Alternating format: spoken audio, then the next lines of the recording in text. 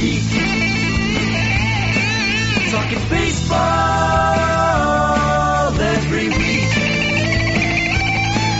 Cause they're Gleeman and the Geek. And welcome to Gleeman and the Geek, the over-under episode 2024. Yeah, AL American League Preview. That's John Bonus of Twins Daily. I'm Aaron Gleeman of The Athletic. Look at now, you're not even needed. You're contractually obligated to say Twins Yeah. Daily. I don't know if you know that. Okay, that's fine. It's what's good for the what? Goose is good for the gander. That's right, What's that's a right. gander? I think it's like male goose or female goose. Oh, okay. What is the other? I don't know. We gotta. I feel like there's a lot of sayings that are like 400 years old, and they're like no one knows what they mean, but we just been saying them. Yeah. We gotta update them. Yeah. I feel like, but I'm not the man for that job because I can't come up with. I mean, I know gander is also like have a gander. Well, yeah, That's take like a gander look. at something Yeah, and right. look at it. Yeah. Like I'm taking a gander at John right now, and I don't like what I see. Yeah, we're going to preview the American League the way we always do, Right. which is with over-unders. Right. And so, but before we get to that, and we'll explain all that and how Yes, it works what that for means, those yes. non-degenerates in the crowd, of which there are probably 2 or 3. First, we got a little bit of news. Not Twins news, but I would say Twins adjacent Yeah, sure, news, quite a bit of. And Sure. so we'll run through that. We are now, 13 days?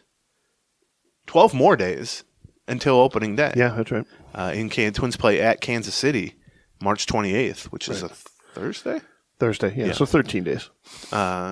Well, Today's a Friday. but I'm not counting Whatever. that. And we're already You guys are into listening today. sometime in the future anyway. Right. So Well, right. It's anywhere from 13 to 0 days. It Negative. started last week. Could be negative. If Exactly you're listening right. to this in June, man, you missed a good one. That's right, The yeah. Twins played the Royals. Okay, so let's run through a little bit of the news, and then we'll get to the main event. We'll run through the 3 American League divisions one by one.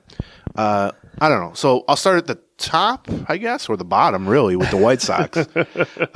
They traded Dylan Cease, who was like pretty much their last good pitcher, or Right. even decent pitcher. Right. Because they did a weird thing this offseason. They fired the front office and everything. But they promoted from within Chris Getz, former Major League player with the Royals, who's now collecting former Royals, it seems like, with the White Sox, which is commonly what happens. But he was like their director of player development, I think. And their player development hasn't been so hot. That's been a big part of the problem. So promoting him to the big chair is an interesting one. But Yes. that's I mean, that of the things that the White Sox did poorly, that's near the top of the Right. list. Like the problem with the last regime, that was one of them. So. right. But, that doesn't necessarily – it isn't necessarily predictive. But – I feel like they had a weird offseason because they traded some pitching, and in general, they tried to kind of collect prospect depth, which is smart for a team that was terrible last year and is going to be terrible for a while now. But as we're going to talk about when we do the over-unders for the AL Central, they kept like the majority of their veteran pieces in their lineup. Like Tim Anderson was a free agent, but they kept, they didn't blow up the lineup, maybe in part because a lot of those guys didn't have trade value because they're coming off bad and or injury wreck seasons. Right. So maybe their feeling was, we'll keep these guys to midseason, hope a few of them bounce back, and then trade them. But the Cease trade, I mean, that's been assumed basically all offseason. Right. I mean, he has this year and next year left before free agency. 2 years ago, he was top 3 for the Cy Young. Might have been runner-up. I don't remember. Definitely top 3, and wasn't nearly as good last year because he has control comes and goes with him. But I mean, excellent raw stuff. Right. Just clearly number one starter type of upside with him. He was the kind of pitcher that we were hoping the Twins might try and trade for Yes. themselves, right? I mean, they're never gonna. I don't know. They're not going to I'm get him trying from to think White the Sox. last trade with the White Sox. I know they made the Liriano trade with the White Sox where they got Sure. Eduardo Escobar. That's Yeah. That worked out pretty well. I can't imagine there's been a whole lot of trades with the White Sox. But traded to the Padres. I know that the Rangers and the Yankees were linked to him at the end there. Traded to the Padres for a, kind of a, 3 or 4 prospects. The Padres always seem to have a pretty good farm system and are always willing to trade those guys for veterans. Right. So that's kind of what happened. We'll talk more about the White Sox when we go through the over-unders because they're, bad. They were bad last year. They're expected to be bad this year. But theoretically, this helps the Twins, I suppose, a little bit. The key, though, is, actually the best thing for the Twins long-term would have been if the White Sox, for whatever stupid reason, just said, we'll just keep Dylan Cease for 2 years and let him leave as a free agent. Right. That would actually be better for the Twins long term. But the second best thing long term is if these prospects go bust, which, we'll see. Well, and this is obviously good for them short term. Yeah, I mean, for the Twins. They play the White Sox, they play them 13 times now instead of 18, what they used to play. Used to play 18, and I think now they play 13, 12 or 13. Cleveland, staying in the division, lost their best pitching prospect, Daniel Espino, and I would say their top setup man, Trevor Stephan, the past 2 or 3 years, to season-ending surgeries. Elbow for Stephan, shoulder, I think, for Espino. And then also announced that another of their good pitchers, Gavin Williams, who was one of their standout rookie starters last year, and probably at this time last year was their number one pitching prospect, is not going to – it will begin the season on the IL. Now, it might be a DeSclafani type of situation where there's not some structural damage or anything, but he's just kind of behind in camp, so it's possible he starts. But, again, we'll talk more about Cleveland big picture when we get to the division breakdown. But – I mean, the whole basis of trusting Cleveland to do anything is based on pitching. And this year, next year, last year, 10 years from now, it's going to be pitching. And so for them to lose one of their real good setup men already, and their top pitching prospect now is going to miss 2 years, basically. He missed most of last year, too. I don't know. It's interesting. It certainly paints the picture of a division that is doesn't have that much upside maybe to begin with, and also is a lot of these situations are kind of perilous. They're like, well, I could kind of squint and see Cleveland being decent. I could kind of squint and see the White Sox not being the worst of the worst. And then it's like, oh, now they traded Cease, so they've lost 2 guys. So we'll see. That's good for the Twins. It's nice. I will say this. I'm not one of those guys who roots for injuries and all that. Obviously, I don't think you are either. I mean, look, if something helps the Twins, that's good. But in general, I'd rather just try to beat a team at their best. Sure. I'd rather laugh at a rival because they made bad decisions, not because players who didn't deserve to get hurt got hurt. But it is nice that the Twins aren't on the bad end of an injury that's true. Okay. John's knocking on. I feel like your knocking on wood percentage has gone up exponentially. Well, that's because you become hopeful. Maybe, yeah. I wouldn't say that. No.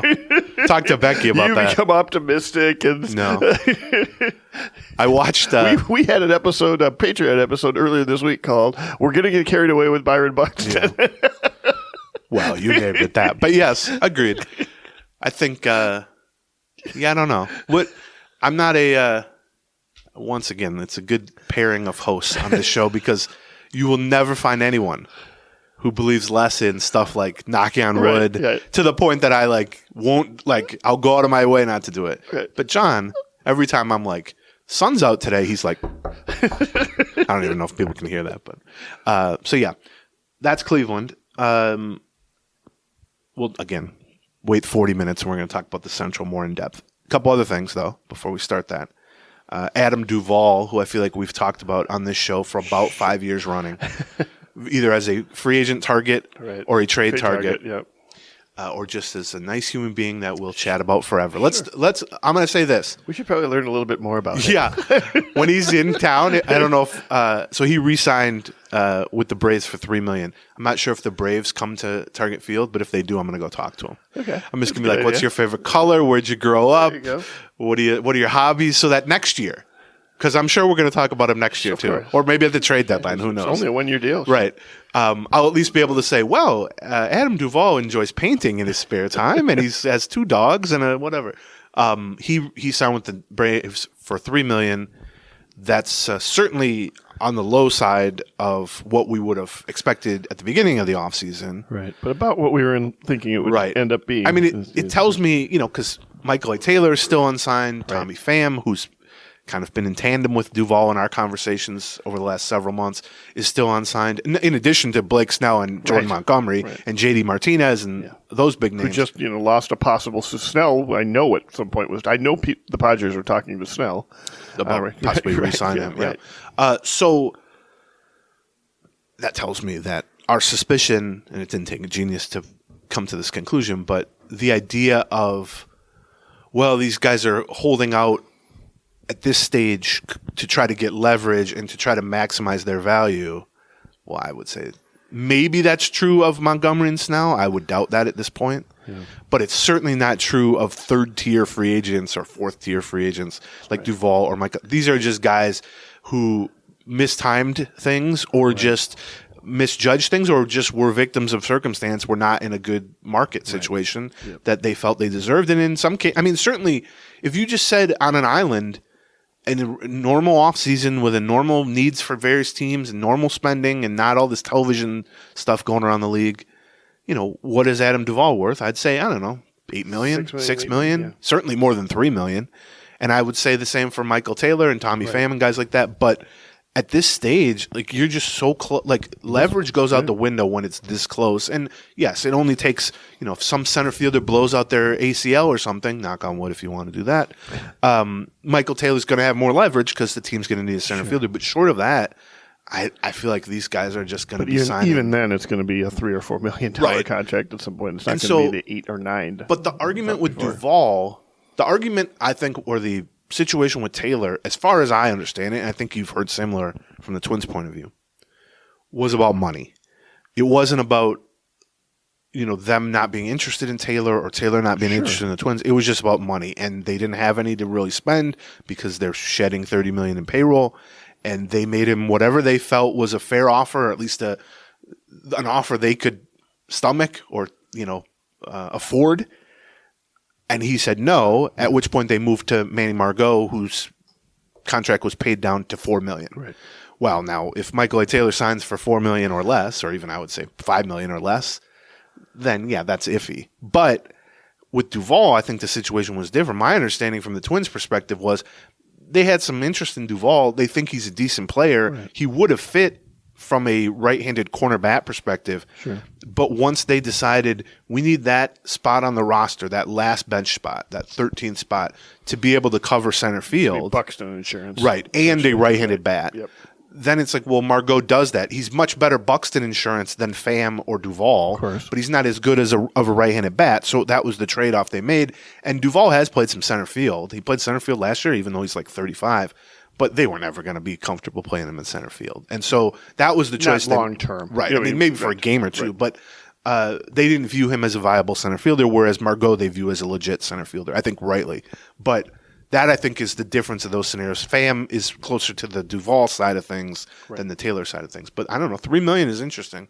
I mean, it's a good value for the Braves, just on an island again. He's certainly more than a $3 million There's player. A lot of good value out there right now. That's part of the frustrating part about shedding $30 million worth of payroll. I agree. Yeah, there's some good high-end value out there right now. So, although, like, at exactly the sort of thing we need. The high-end value is the frustrating part. Yeah. Because you can always make space, whether on literally on the roster or from a role perspective, for a guy like Montgomery or a guy like Snell. You just put him at the top of the rotation and bump everybody else down or cut someone or whatever.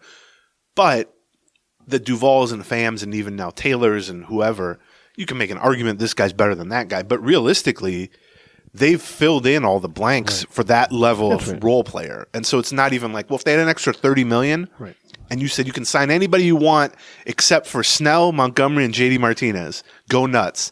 And it's like, well, I don't even know what we'd do, really. Maybe you can't. Who would Duvall replace? Who would, X guy replace?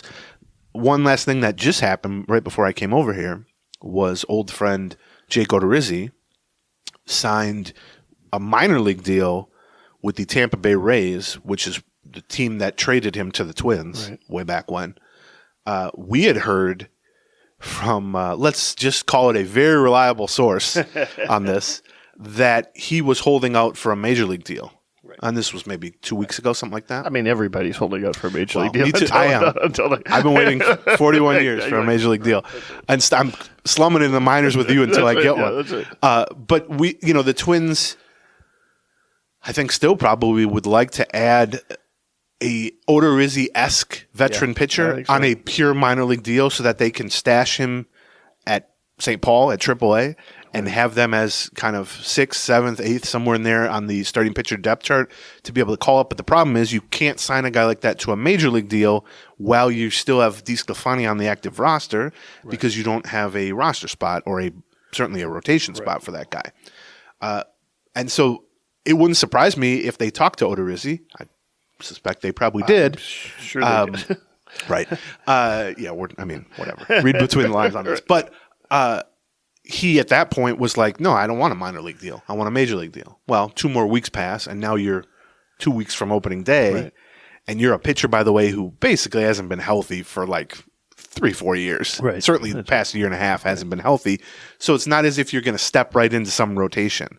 Like, I don't even know how at this stage, even if a team would have given him a major league deal, it's not like he's going to show up to camp tomorrow ready to throw 75 pitches. Yeah, I mean, like, what are you even expecting from him? So it makes sense that he had to change his view on that. And then once he did change his view, it would make sense that he goes back to the Rays. He has a good relationship with the Rays. Right. And also, just in general, if I were a pitcher and I was trying to get healthy and or resuscitate my career and the money wasn't the topic, I'd pick the Rays too. Sure. The Rays fix all kinds of people. Well, they fix all kinds of people, and they also like, players to use their pitchers in like 3 or 4 inning stints at times. Right. That sort of they thing. Can get creative. Yeah, they'll get creative on the roll. Like, they'll find if you maybe haven't shown that you've got the endurance to go 7 innings 30 times a year, they'll find but you can still have pretty good stuff even though you're kind of advancing the age. They'll find a place for you. Well, and also the Rays aren't one to leave a good performing player in the minors. Right. Well, that's like true too. They don't care. If you're playing well in the minors, they'll call you up. That's right. They're kind of Belichickian in that way. Like, they don't care what the name is. They'll cut a veteran to bring up another veteran. But so that's where Jake Odorizzi is. We mentioned DeSclafani. He threw a bullpen session and said he felt good afterward. Has thrown, I think, a couple bullpen sessions now. I think there's a possibility this weekend. We're recording this Friday morning, but this weekend that he starts a minor league game, it sounds like that could be a possibility. I'm not there, obviously. I don't know what the actual schedule is. I haven't been able to distract Rocco and look at the sheet on his desk as I am wont to do. Right. But that would be very good news in the sense that would mean he's healthy enough to sort of resume normal progress. But then the question just becomes, there's 13 days. Like, where are you at here? Now, we did talk a little bit about, I think, one of the Patreon episodes this week about how, the nice thing about the Twins' early schedule is for about the first 2 weeks, they don't really need a fifth starter. They could easily avoid using a fifth starter until their 10th game of the season. Right. And if they wanted to, you could use a spot starter for that game, which is at LA against the Dodgers. Okay. Like Varlin, let's say. Call up Varlin from AAA, have him make a start, send him back down. And if you were to do that in either the 9th or the 10th game, you could then avoid using DeSclafani until April 14th, which is 17 days into the regular season. Sure, okay. It's essentially a month from right now. Right. And so that would buy him 2.5, 3 extra weeks, and that would presumably be enough time, if he's healthy, to ramp up from where he is now to 85, 90, 100 pitches or something like that. But it all depends on him being healthy. I mean, if he's not healthy, that's irrelevant. Right. It's more a question is, this guy's healthy, he's just behind. So I think that's relatively good news, but we'll see. And then that's it for news. Sounds like I wrote about this morning, but it sounds like Carlos Santana is going to be the leadoff guy against lefties. Oh, which not a surprise, but sounds like that. Yeah, interesting. Julian against righties. Julian will likely be platooned against lefties with Kyle Farmer at second base. We had talked about the fact that they could just use Kyle Farmer at leadoff and just have second base be the leadoff. Gardenhire would have done that. Right. He'd love that. Just put the position as the spot. He used to do that all the time with second base, with catcher. But it sounds like it'll be Julian leading off against righties, which is an obvious choice. And then Santana, who's a switch hitter, but has pretty consistently over his career been better from the right side against lefties. Yeah. And, I don't know. That probably wouldn't have been my choice, but it certainly would have been one of the 2 or 3 better options because realistically, I'm not going to say he's like Eddie Julian. Eddie Julian is a much better hitter at this stage of their careers. But, I mean, he will grind out walks and not swing at bad pitches. And if what you want in that spot is getting on base, making the pitcher work, drawing some walks, Julian does that and Santana does that. Those are the 2 guys who do that the most on the entire team. Yeah. So I feel like that's a we did have a Patreon episode a week and a half ago, something like that, where we talked probably half the episode about what would line up. So but the right side and the left side, we tried to kind of figure out what would be the ideal lineup. What do we think we're going to do? My question more with Santana is leading off against lefties. That makes plenty of sense. Although, I mean, look, I looked this up actually because I wrote about it this morning, but they faced only 38 left-handed starting pitchers last year, which is not many. No. And it probably will 25%. be similar this year, just looking at the rotations. Like Cleveland only has one lefty. You start to look at the rotations. But 22 of the 38 starts in the leadoff spot were Solano, Okay. who was a 35-year-old That's interesting. platoon first baseman. That's interesting. Wow. I don't think I even noticed that, really. Yeah, and he did really well, by the way. He hit like 320 right. with a 400 on base. And so now you're saying, well, what do you want a 38-year-old platoon first baseman leading off? Right. Well, that's what Solano did, basically. Yeah. So I think that probably fits. Okay. We just to look ahead to next week, we're going to try something a little bit different as more of a – next Friday we'll be doing our sort of official big picture Twins preview. That's right. Which we do every year, the last free show before the season starts. Which I'm very excited that's maybe some guesses on MVP or something like that. Yeah, we'll talk about it. Yeah, we'll figure out what we're going to put. But this year we're going to try something a little different. Before then, on the Patreon side, barring a big trade or something, we're going to do one episode probably Monday where we do a player-by-player preview. Like go through each player and spend, 5, 8, 10 minutes talking about them, maybe 10 seconds talking about them. We're going to do hitters one day, probably Monday, and pitchers the other day, probably Wednesday. And so if you want more of an in-depth kind of get the juices flowing for the season, Patreon, patreon.com/Gleeman. Just in general, that's kind of where we do more deep dives or reacting to games during the season. Yeah. It's our kind of midweek outlet, so we don't have to wait a week. We also do it on Monday morning and such, so we often review the weekend series. Yeah. So. I think if you enjoy this show and you are starting to get, like I said, the juices flowing for this season. Getting excited. Patreon.com/Gleeman. I think you'll enjoy it. It's a bucking episode. Yeah. Bucking episode, you'll probably spend more on a beer at Target Field than you will for a month of those Patreons. Generally true. That's right, yeah. We need the Twins to continue raising prices so that remains true forever. Okay, so let's get into over-unders. Right. This is probably like our, 12th, 13th annual or something. We've done it pretty much every year. We were not good last year. I'm just going to tell you folks Speak that. for yourself, by the way. I had a winning record on bets last year. I went 4-2. Right, but your overall picks. Because we're going to 6-9 overall, but 4-2 on the bets. Well, those are the ones I care about. For this year, it is. We generally, though, have been pretty good. And in fact, I will toot my own horn. There were a couple years where I went like 12-3 and stuff, where I bought a new house based on the hypothetical winnings from that. There you go. So the way it works is we're going to go team by team, only the American League. We'll start with, I don't know, you want to start with the West or the East? You go. We'll start with the East. Okay. I don't know why.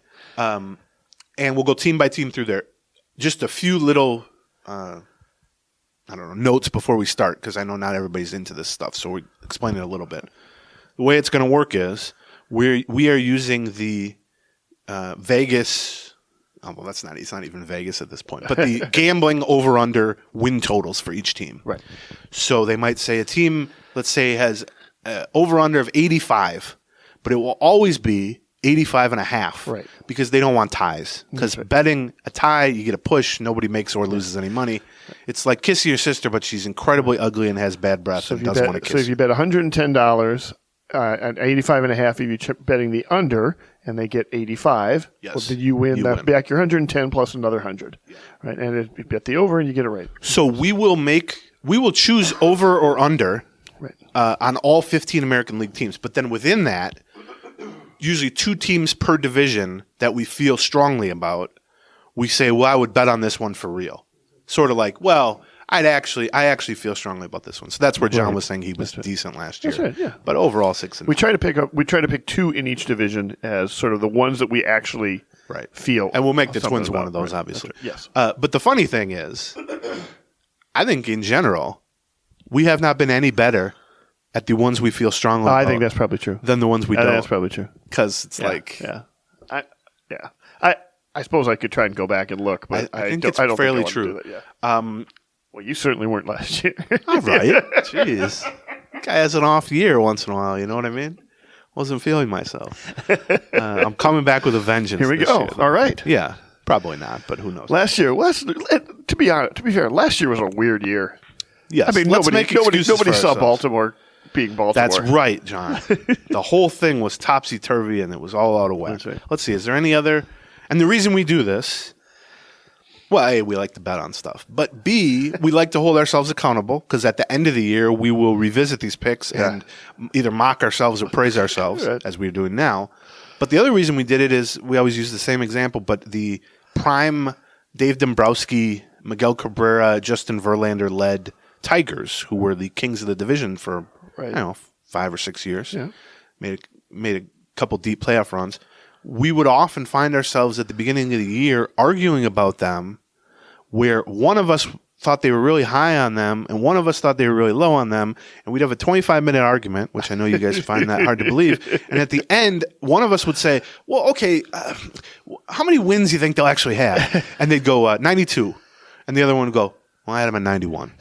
And we'll go, well, what the hell was that argument about? Something like that. Exactly right. And so this is a way to both put your money where your mouth is, but also make sure we understand what the real expectations are. Not just base it on vibes. Right. That's actually, draw a line in the sand and go on one side or the other of them. Okay. So with that said, let's start. What did I say? The East. Okay. East, yeah. So you want to start the bottom or the top? Yeah. So the way we do this is, Aaron. I have the actual data. This is how the podcast works in general. I would say. I have the notes and the outline and the info. We will say which teams. We'll start from the bottom, go all the way up, based on the over/unders. I don't know the over/under that Vegas actually has. John has intentionally remained in the dark, which I would say. So I'd try to guess what the over/under is. Yes. Right. John has come up with his own over/under in his head. Okay. So I'm going to guess the over. We're starting at the bottom? Bottom. Okay. I'm going to guess AL East. Boston. Yes. Okay. Boston won 78 games last year. Their Pythagorean, their expected wins were 81. So let's explain that. So you'll hear us say expected wins or Pythagorean wins, which is just a equation that figures that out. All that means is you take runs scored and runs allowed. Yeah. And you figure out what an average team scoring that many runs and allowing that many runs, how many games they would have won throughout baseball history. Yeah. And the reason we look at that is, predictively, that actually has a higher correlation to the next season's record than the previous season's actual record. And the reason for that is it removes some of the fluky nature or let's say your bullpen just won every close game or something like that, whereas it's more representative of like the overall quality of the team or the baseline talent level of the team, runs scored and runs allowed versus the actual record. So that's why you'll hear John cite that for each team. Probably they actually hit the over last year because the over under was 77.5 last year for them, and they got 78. That was one of the ones. Probably one of the ones we barely missed. Yeah, and then, like I said, their expected ones were 81. So. You want to start with me guessing the number, or do you want to talk about what they got and what they didn't get during the offseason? Oh, well, okay. Let's review some notes on them. We're not going to go too in depth on some of these teams, but like you said, they've been pretty bad for a while now. Right. They've fired multiple front offices since firing Dombrowski, who won a World Series with them. Yeah. They now have Craig Breslow in charge, former Twins pitcher Craig Breslow. Yeah, I'd forgotten that. They had Chaim Bloom, who was second in command at Tampa Bay for a long time, that they lured away and then fired him, 3 years? Something like that. So they're sort of in a weird spot for the Red Sox. And they didn't really get anybody new. Very strange offseason. They had one big acquisition this offseason, and he's undergoing Tommy John surgery now. They signed Lucas Giolito to a 1-year deal with a player option, so basically a 2-year deal, and he is cooked. Right, he blew out his elbow before starting a regular season game. They also got Liam Hendricks, right? Yeah, but he's not back till that's right. August. That's right. Yeah, because he's come back from Tommy John surgery himself. Right. They're in a weird spot. Like I said, they've been bad. It's not. I mean, the Red Sox have had peaks and valleys over the last 20 years, but not usually like this. And another weird thing is, I looked up their spending, and for a lot of years they were right up there with the Yankees and the Dodgers at their heyday. And it's the same ownership group, and it's the same ballpark, and it's the same Nesson television deal, and all that stuff. And yet, at the moment, they are 11th out of 30 teams they are closer to the Twins Right. than the Yankees in spending, Yeah, that's which amazing. is very strange. They're at $180 million. Wow. And like you just said, 30 million of that is on guys who aren't going to play this season. Yeah. So their kind of effective payroll isn't that much higher than the Twins' effective payroll. Lucas Giolito was their biggest pickup, which I didn't think was a bad deal for them.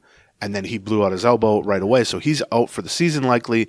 They traded Chris Sale, Right. who's battled injuries for years, but came back and was pretty decent last year, for Grissom, who is a shortstop second base prospect from the Braves, who I think is taking over at second base for the Red Sox now. Okay. Double play partner with Trevor Story, who they signed the same offseason that the Twins signed Correa 2 offseasons ago, and then he's been injured and ineffective on a big long-term contract. Their only other real add was Tyler O'Neill, who's kind of a muscled-up right-handed hitting outfielder with the Cardinals. They traded for him. They lost Justin Turner. They lost Justin Turner, yep. Verdugo, they lost. So. Yeah, they still have Rafael Devers. Yeah. Trevor Story they still have. Casas was a good rookie first baseman for them last year, or second-year first baseman for them last year. So, there's a decent lineup core, but I feel like without Giolito, and not that Giolito is any sure thing, but their rotation looks pretty shaky. Right. And they're in a tough division. And that's the other thing. That's literally, I have here's my last note, toughest division. Yeah, by sure. And we'll talk about the opposite of this with the Twins in the Central. You just take a 500 team, an 81-81 team, if you could ever somehow determine that a team was exactly Right. average, and you put them in this year's version of the AL East, which has, I think, 4 teams that could easily make the playoffs. Yes. And any of the 4, it would not shock me if they were the number 1 seed in the whole thing, Right. honestly. An 81-win team in that scenario is going to be a 78-win team, maybe. Meanwhile, you put them in the Central, and that same 81-win team, might be the Twins. 84 wins, 85 wins, something like that. So that I don't think can be discounted. And one thing we talk about a lot, I don't know how accurate this is, but we've convinced ourselves that it's accurate. Yeah. If you can ever determine in a division, a 5-team division, that there is a clear and obvious and sort of undeniable worst team, Right. take the under on them. Yeah, that has sort of been I don't know that it's been accurate. Someone should go back and, I wouldn't advise that. Don't go back and listen. But so that's kind of my overall view of the Red Sox. And I put that my guess on their over-under was 75.5. Okay. Is it higher than that? Yeah, 77.5. That's exactly what it was last year, and I thought they would drop it a little bit, but they didn't. I mean, that's not bad. You're within 2. Yeah. So 77.5, I thought, is a pretty decent line for me. That I think that would have been close to what I put it at. Like you said, that's what they did last year, 78 wins. Right. Fangraphs has them projected for 80 wins, and Baseball Prospectus has them projected for 79 wins. So technically both the over, but within plus or minus 2 wins, basically we'll treat as kind of the same. What is your? I guess you would take the under then. I'm taking the under. I will also take the under. I think that's a pretty decent line. Like I won't be surprised if they win somewhere between 75 and 80 games this year. But I think they are, to me, definitely the worst team in the division. Definitely have the least upside. Like Right. I don't see a scenario where they could jump into the top 2 or 3. And I think that schedule is just going to eat them up. I'm thinking I'm probably going to end up. That's probably going to end up being one of the ones I bet on. But Okay. we'll see. So there they are, 77.5 Boston Red Sox. We're both taking the under. Okay. If you want, John is our record keeper on I this. got it. Because he uses pens and paper, which I have not. I don't think I've written something down since I was in junior high. Okay, Next, so the 4th place team projected, or not even projected, just the odds. I am guessing It's tricky it 'cause- is the Yankees. No, Okay. this is not. let Now me- you got to remember with the Yankees, yeah, there's they a must have Yankee that tax. Right. I know. similar to a Dallas Cowboys tax and a Lakers tax, because they know people want to bet on the Yankees, so you can juice that line a little bit. But Is it the Blue Jays? no, The Rays. yes, it is the Rays. There's also a tax on the Rays. It's so the opposite tax. Here's why I was Just so mad we're at. clear. I was mad at myself last year. You have not recovered from this, and you shouldn't. Right. Well, it's going to inform my decision making this year. So I would say probably if we did this 10 times, the first 9 times I picked the over on the Rays just out of principle. You're usually right if you take the over on the Rays. Right. Because what happens every year with the Rays is they lose prominent players Tyler Glasnow to free agency or they trade them away, like Tyler Glasnow. And this is going on for 20 years now. And everyone goes, well, how can they possibly replace those guys and remain competitive in the AL East with half the payroll of everyone or a third of the payroll of everyone? And then every year they call up 200 new prospects and they have new stars and they platoon everyone and squeeze every possible ounce of value out of every possible matchup, and they come up with a bullpen full of no-name scrap heap guys that's the third best in the league, and they piece together a rotation using starters in a way that would drive Twins fans insane, but somehow everyone worships the Rays, even though they do things that would drive other teams' fan bases insane. And they hit the over every time. So last year, I didn't listen to my own advice over the last decade, and I picked the under on the Rays. Why? That was because the over-under was 88.5. Right. Like, that was a pretty high number for the Rays to ever get. And they ended up winning. All they did was win 99 games. They won 99 games. You knew you'd lost that bet before April was over. Yes, because they started like 30-1 or whatever. Yeah, whatever it was. Yeah, the over-under was 88.5 last year. They won 99 games, and their expected wins were 101. Right, and they were on pace for like 110 the whole year until they kind of got cold at the end. Somehow they ended up still being a wild card team because Baltimore was just that much better. 1 million games. Right. So they are a tough team to preview or even project. Although I actually would say that I'm sure my over-under number is way high. Of all teams, you would want to trust the individual player projections for the Tampa Bay Rays more than anyone else because, it's one thing to look at a roster and go, I don't know any of these guys. And even the guys I do know, I don't know. They were some double-A guy last year. But that's what projections are for.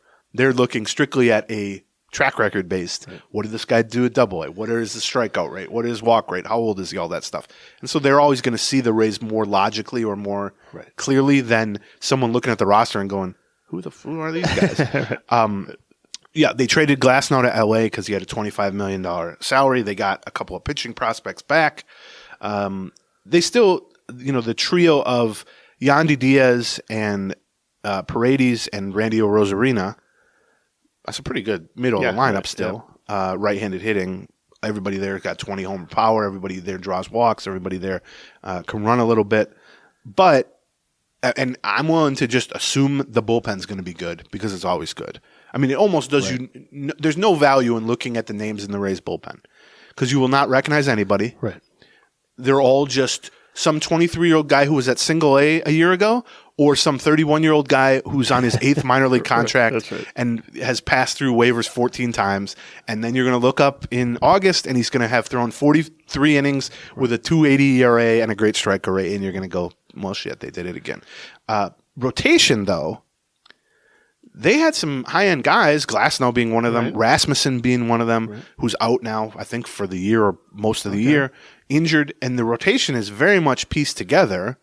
Now, I'm willing to always have a good rotation. Right. I'm willing to believe, except then I look and I see Zach Littell, old friend Zach Littell. Oh, that's right. Is their number 3 starter right now. Wow. And I think, well, that seems not good. And then I look at his numbers last year, and he was a really good mid-rotation starter for the Rays for half a season. Right. So here's the thing about the Rays. Well, I like Zach Littell a lot. I didn't understand why the Twins he ended up having some arm issues. Yeah.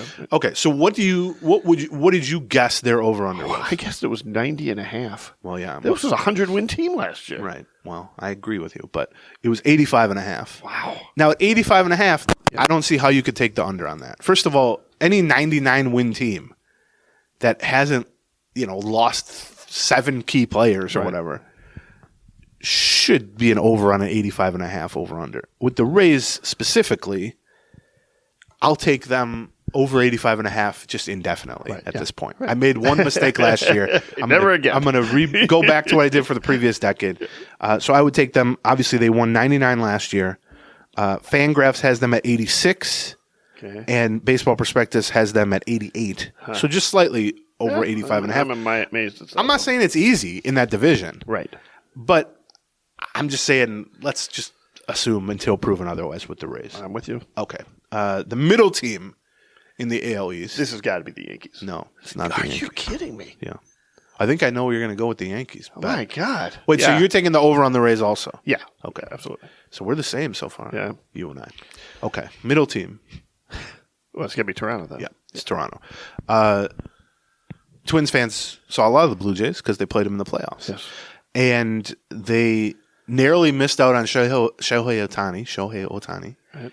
Who, did you see? He announced he never talks to the media, like to absurd lengths to avoid talking to the media, which is going to be very funny because the Dodgers are very well covered, and there's a million Japanese reporters who follow them everywhere. Yeah. But he showed up to spring training, and like 2 weeks in, he issued like a press release that said, "Oh, by the way, I got married 3 months ago," and to what he called a normal Japanese woman, which is so great. But that was his way of saying like not a celebrity or not a don't ask me about it. Right. But so of course people looked it up anyway, and they found out that she was the center on the, I believe, Japanese national basketball team. So not even a normal Japanese woman. I don't mean that in like in a pejorative way, but but the Blue Jays missed out on Ohtani. There was the whole thing where people were tracking his flights basically, and there was erroneous report that he was on a flight to Toronto and they had booked a sushi restaurant and all that. None of that was true, it turns out. They signed Justin Turner from the Blue Jays and also old friend. From the Red Sox. From the Red Sox. And also Isaiah Kiner-Falefa. Oh, yeah. Twins legend. Yep. And those two are essentially replacing at third base / first base best DH, some combination, Matt Chapman and Brandon Belt. Right. Brandon Belt's still unsigned. Right. Matt Chapman got a 3-year deal from the Giants a week or so ago. Right. That's a downgrade. It's definitely a downgrade in terms of upside. I mean, Justin Turner's been great, but he's like 400 years old at this point. But the middle of their lineup is still Vlad Guerrero Jr., Bo Bichette. It's still the nepotism team. George Springer. I don't know what George Springer's dad did, but and then the top of their rotation is still Kevin Gausman, Chris Bassett, and old friend Jose Barrios, although Gausman's got some injury issues, I think. Might be behind a little bit. But I feel like they've lost some depth with the Chapman Belt for Turner Kiner-Falefa swap. Alek Manoah, who a couple years ago was a top 5 Cy Young guy, is just a complete mess at this point. Whit Merrifield. They lost Whit Merrifield. Lost Whit Merrifield too, so that's a little bit more depth. They need the pride of Marshfield, Wisconsin, Dalton Varsho, to be good again. He's really good defensively, but he had a rough year offensively. Right. There is a picture on my refrigerator right now of my girlfriend, Becky, 5 years old, arm around Dalton Varsho's father, Gary Varsho. Okay. And I've posted that on Twitter, usually when Dalton Varsho is playing against the Twins. Right. And this is a different picture. She found a second picture with Gary Varsho. So I'm like, I got to bring this when the Blue Jays are here and show it to Dalton Varsho. Right. But as she often does, she killed my buzz and said, why would he care about that? I was like, well, it's his dad. Dad. I don't know. Yeah, it's a stranger, really. And I was like, okay. I started thinking about it. I'm like, nah, okay. So anyway, that's the Blue Jays. They won, 89 games last year. So they won 89 games last year. Their expected wins were 90. Okay. And that was the under because their over-under last year was 92.5. Okay. What are you guessing? My guess on them was 89.5. Okay. 87.5. Right. Yeah. I was fairly impressed with the Blue Jays last year, even though they got swept out by the Twins. I think the core of their team is quite strong. The top 3 or 4 in the lineup, the top 3 or 4 in the rotation. I think they have a pretty good bullpen. I wonder, prospect wise and also just overall depth wise, I think they're less strong than they appeared to be maybe a year or two ago. So that doesn't help them. But I just feel like I don't know why you would expect them to be worse than last year necessarily. And last year they won 89. Yep. Could have easily won 92, something like that. I felt they were a legit playoff team by the end of the season. So I would take the over 87.5. Yeah, I think see this the same way, I think. I mean, I guess that they were the second best or the third best team in that division. Well, they are. Right, but I thought the Rays would be second. Right. 87.5, I mean, you can go 88 and 74. You probably miss the playoffs, and you can still hit the over on that. So I don't think 87.5 is like an outlandishly low. I don't either. I'd just put them at 90 probably. So. I would also take the over, but this is not going to be one of the ones I bet on. Okay. I don't have a great feeling about it. Second place in the East. It's got to be the Yankees. No. You're kidding me. You went 0 for 5 predicting the Yankees spots, Sean. That's not a good omen. 0 for 4. I knew the Red Sox were lower. Okay, that's true. Yeah, you're right. My God. Yeah. The expectations of the Yankees are crazy. And by the way, I looked this up last night. So post Garrett Cole news, they lowered their over-under by a win because of Garrett Cole. Like since me looking this up 3 days ago. I was wondering if you and they're still that in. Projected for first. Oh, my God. Okay, so if it's Baltimore then, yes, they had a pretty good offseason. Went and got Corbin Burns, right? Yes. Went got Kimbrel. They won 101 last year. Right. Came, I don't want to say out of nowhere, but they burst out of their multi-year tanking rebuild. Well, their over-under last year was 76.5. Right, because they had not been good. And so they... And pretty sure we both bet the under because we thought they were going to be the worst team in that division. Yeah, I don't know. I don't remember. But I don't remember. You might be right. But they... No, you actually bet the over. Yeah. Never mind. I'm a genius, John. Yep. I at least have some memory of my own action. You picked the over. You didn't bet the over. They did it very similar to, I would say, the Astros of 12 years ago or whatever, when they sort of broke free from a multi-year scorched earth rebuild, right. Which is you hire a new front office, and this front office is all ex-Astros, by the way, in Baltimore. You shed all veterans. You drop the payroll to the bare minimum. You go into full-on draft and develop mode, and you get a whole bunch of top 5 picks. You know, Adley Rutschman, Jackson Holliday, who's yet to debut, Gunnar Henderson, who I think was a high second-round pick. And they just got so many, especially position player prospects, who have already arrived and are going on the verge of arriving, right.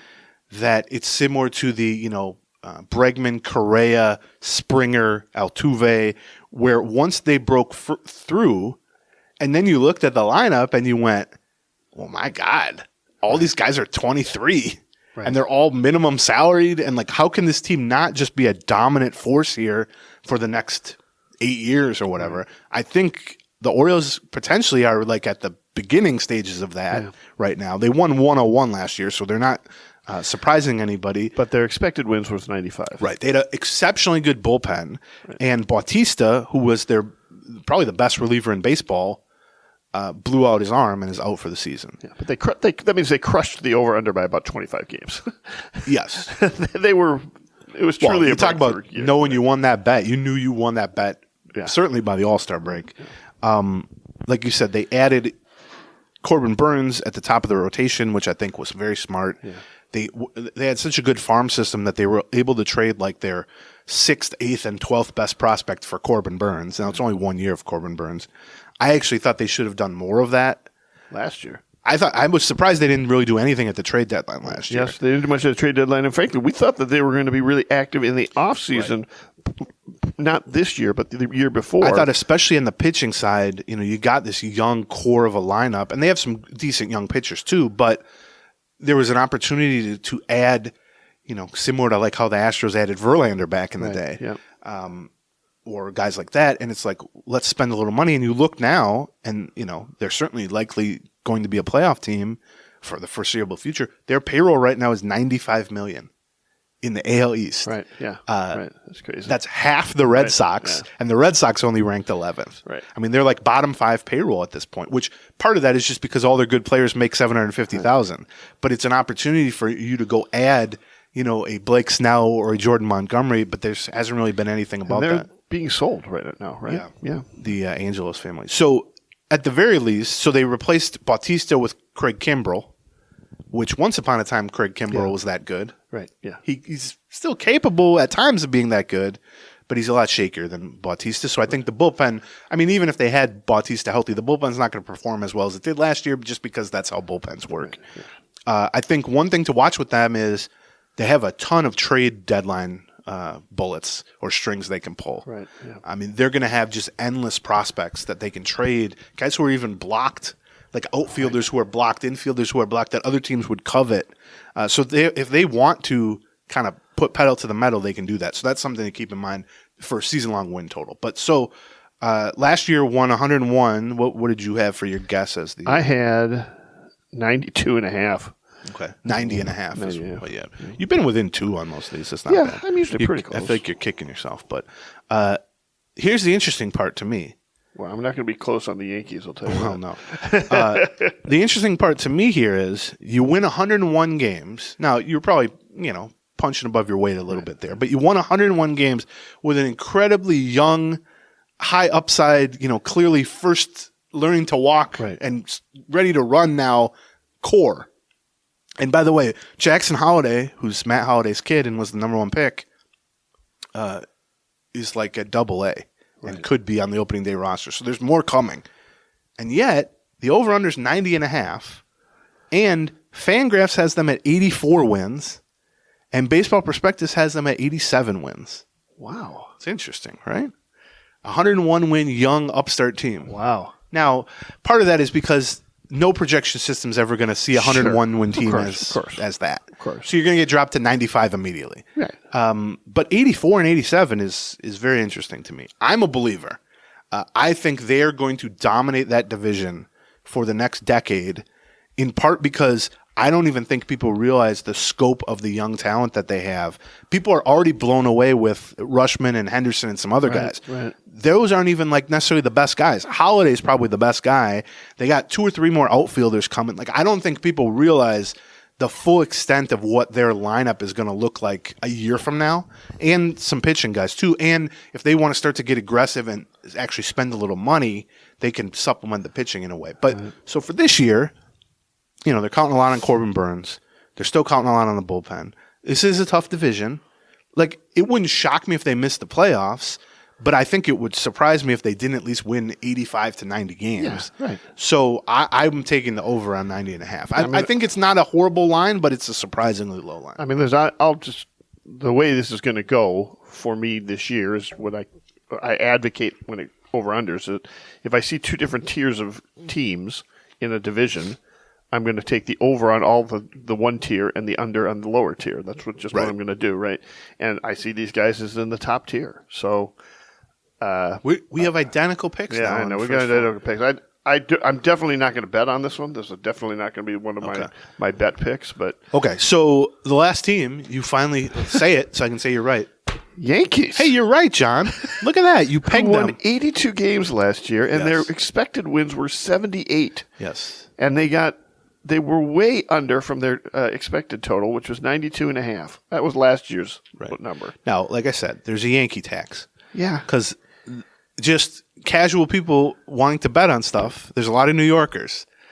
They want to bet on the Yankees. And so even if you think they're a 90-win team, you're going to add a couple of wins to that because you can charge people sort of a premium for that.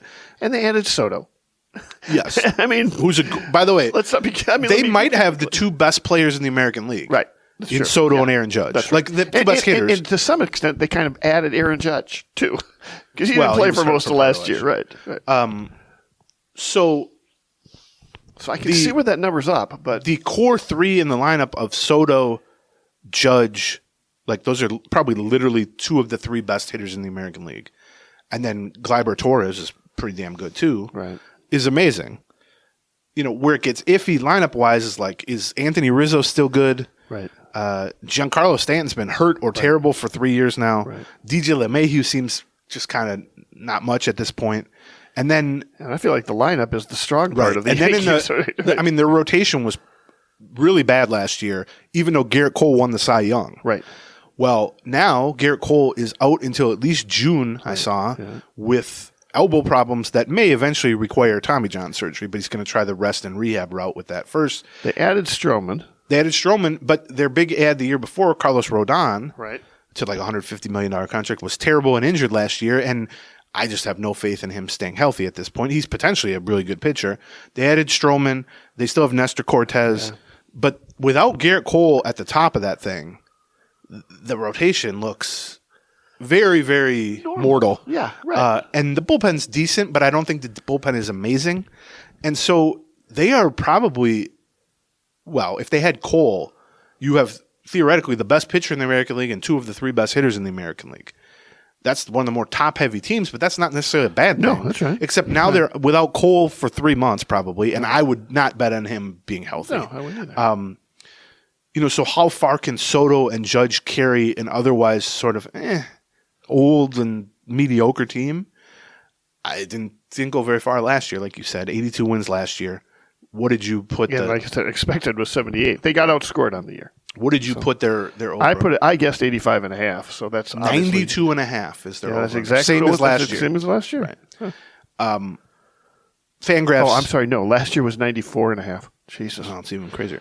Fangraphs has them at 87, so 5 full wins below that. Yeah. However, Baseball Prospectus, those Yankee-loving, East Coast biased stat heads, sure. of which I used to be in charge, have them at 94 wins. Huh. Over that.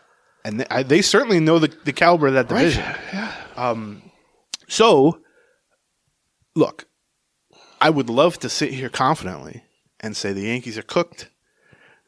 Hammer that under. They'll never get there. They're going to be bad like last year. I'm hopeful that that's the case. I would love that to be the case, just as someone who doesn't really enjoy the Yankees winning games. But they have the top. I mean, just Soto, Judge, and Torres is an incredible three-person foundation on which to build a lineup and a team and all that. I mean, Soto and Judge, I think, each were projected for 6 or 7 wins above replacement, which is just massive for two guys. With that said, I just don't minus Garrett Cole, I just don't trust their rotation. I don't trust their kind of role-playing hitters to be that good, in part because some of them are old. So I think that is a very easy under. Yeah, obviously, I'm obviously on the under there. I probably would have taken the under at even like 89.5. So 92.5 to me is an easy one. So I agree. We went 5 for 5 same on that, which I don't like because that probably means we're 0 for 5. Yeah, that's right. Yeah, that's right. Yeah, that's right. We really should have taken opposite on everything. So at least one of us. Which ones are you going to bet on, though? Well, okay. So just to recap, we both took under on the Red Sox, over on the Rays, Jays, and O's, and then under on the Yankees. Right. I will bet the over on the Rays to try to make up just from a karma perspective for last year. I'm sorry to have bet against you, Rays. And I will take the under on the Yankees as my other bet. Okay. Now you're free to do that. I'm going to take the over on the Rays. I'm going to take the under on the Red Sox. Okay. And as your sort of, I might take 3 unders. Am I allowed to take? Am I allowed to make 3 bets? Listen, that might mean you have a gambling problem. Can I bet more? Yeah, because I'm going to take the under on the Yankees too.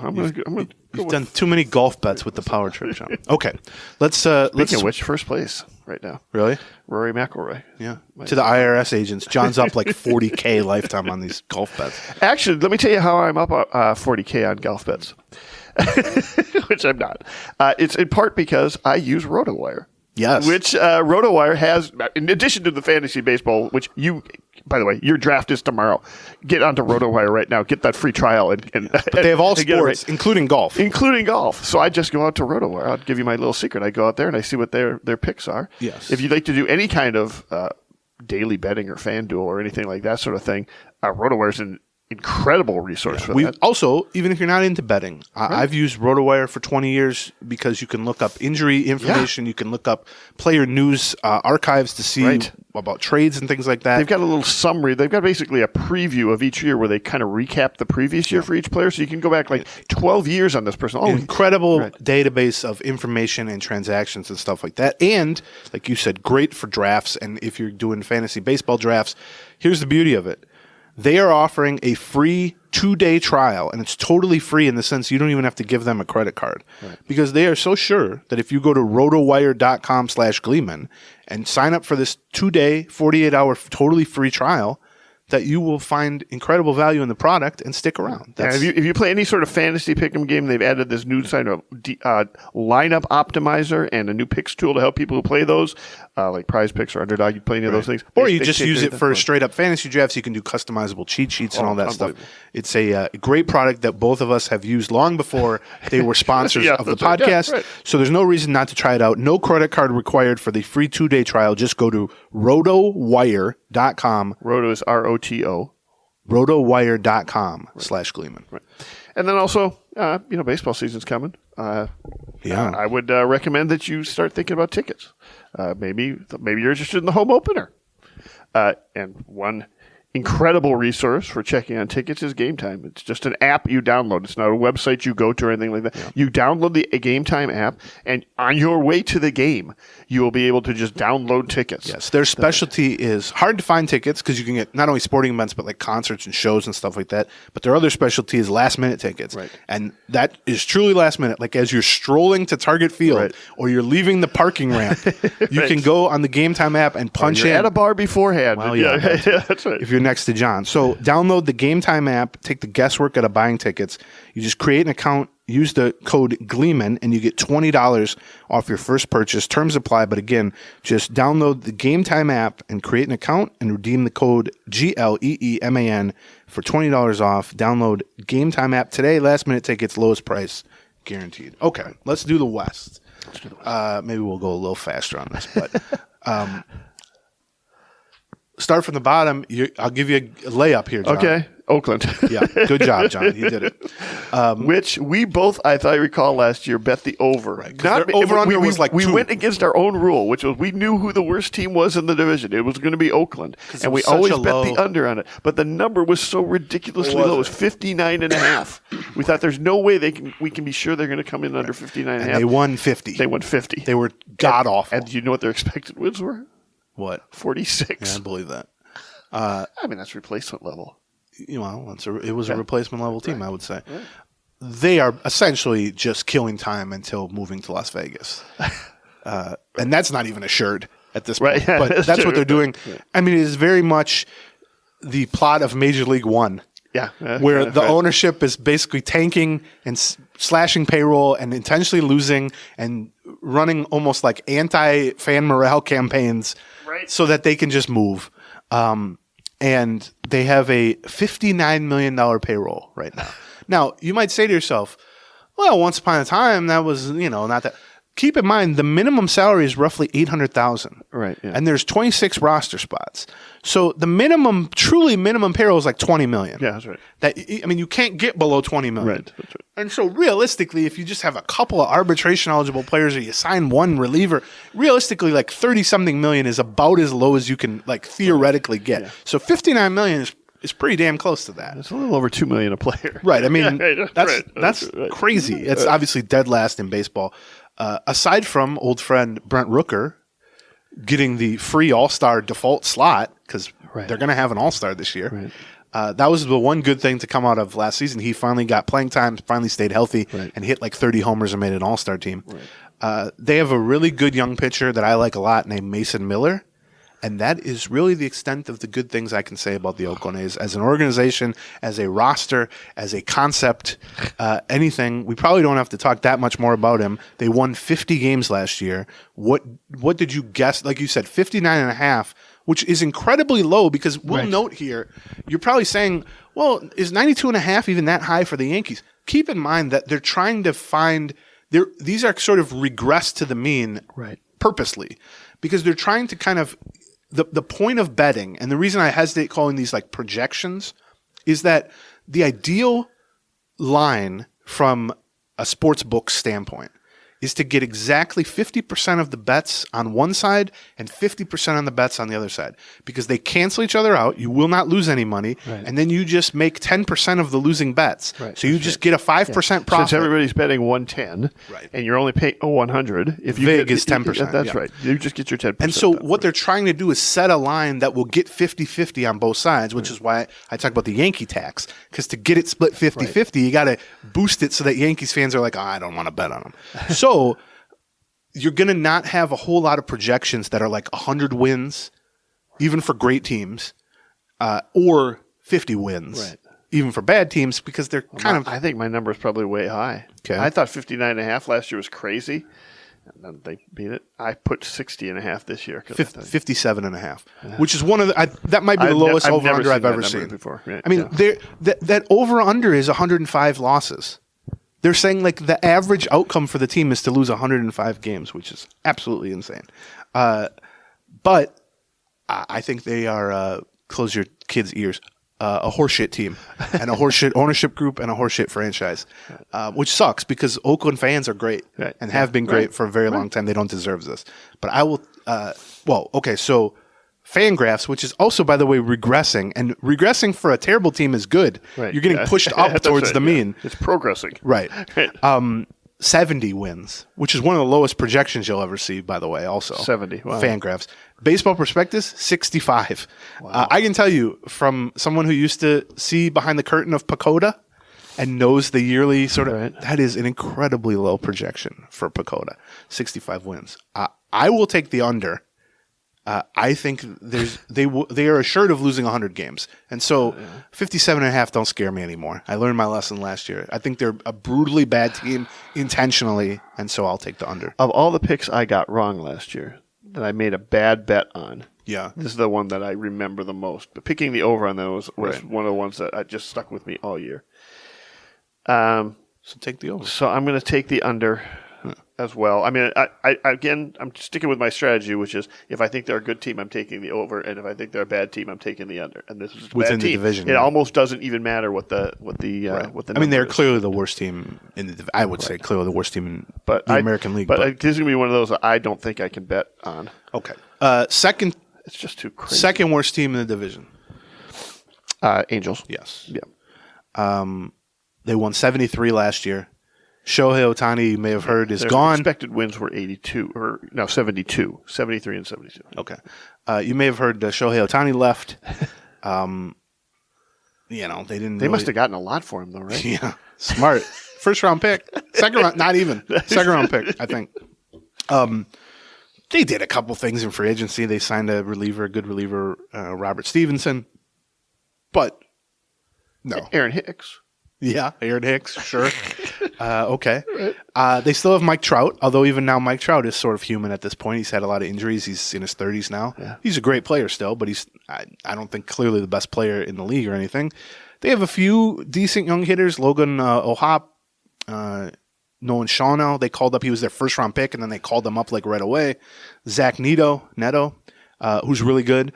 They're spending like $30-something million a year on Anthony Rendon, who is injured and bad and talks almost every day about how much he hates playing baseball for a living, which is an interesting thing. This is not a good team.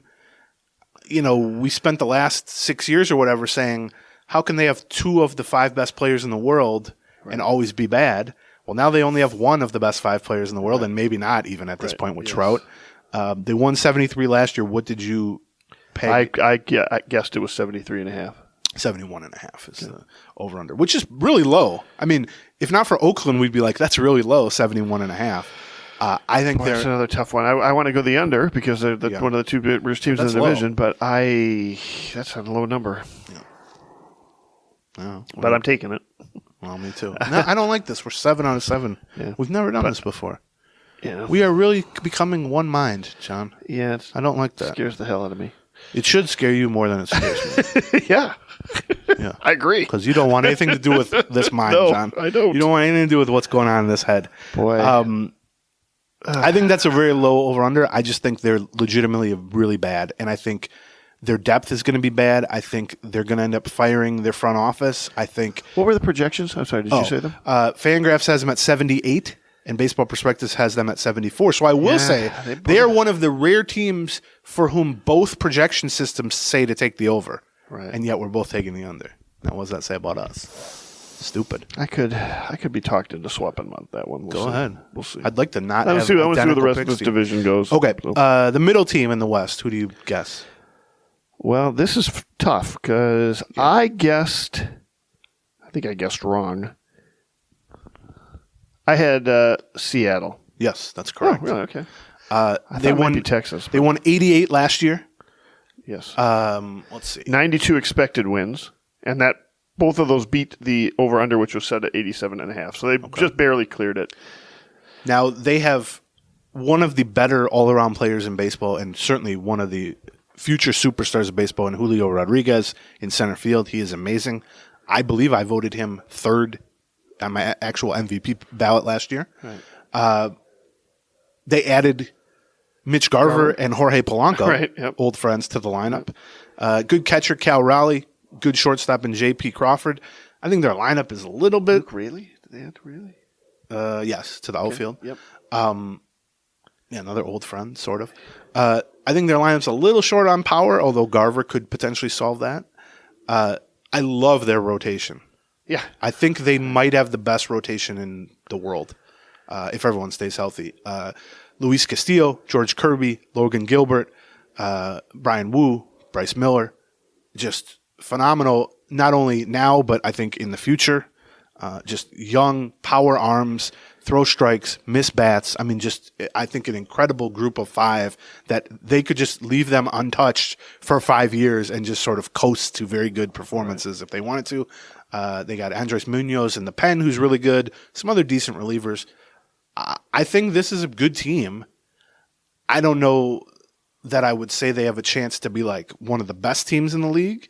Although when you have that sort of starting pitching, anything's kind of possible. I would like to have seen them add like one more outfield bat, maybe something like that. But this is a good team. I don't see any reason why they would be worse than last year necessarily.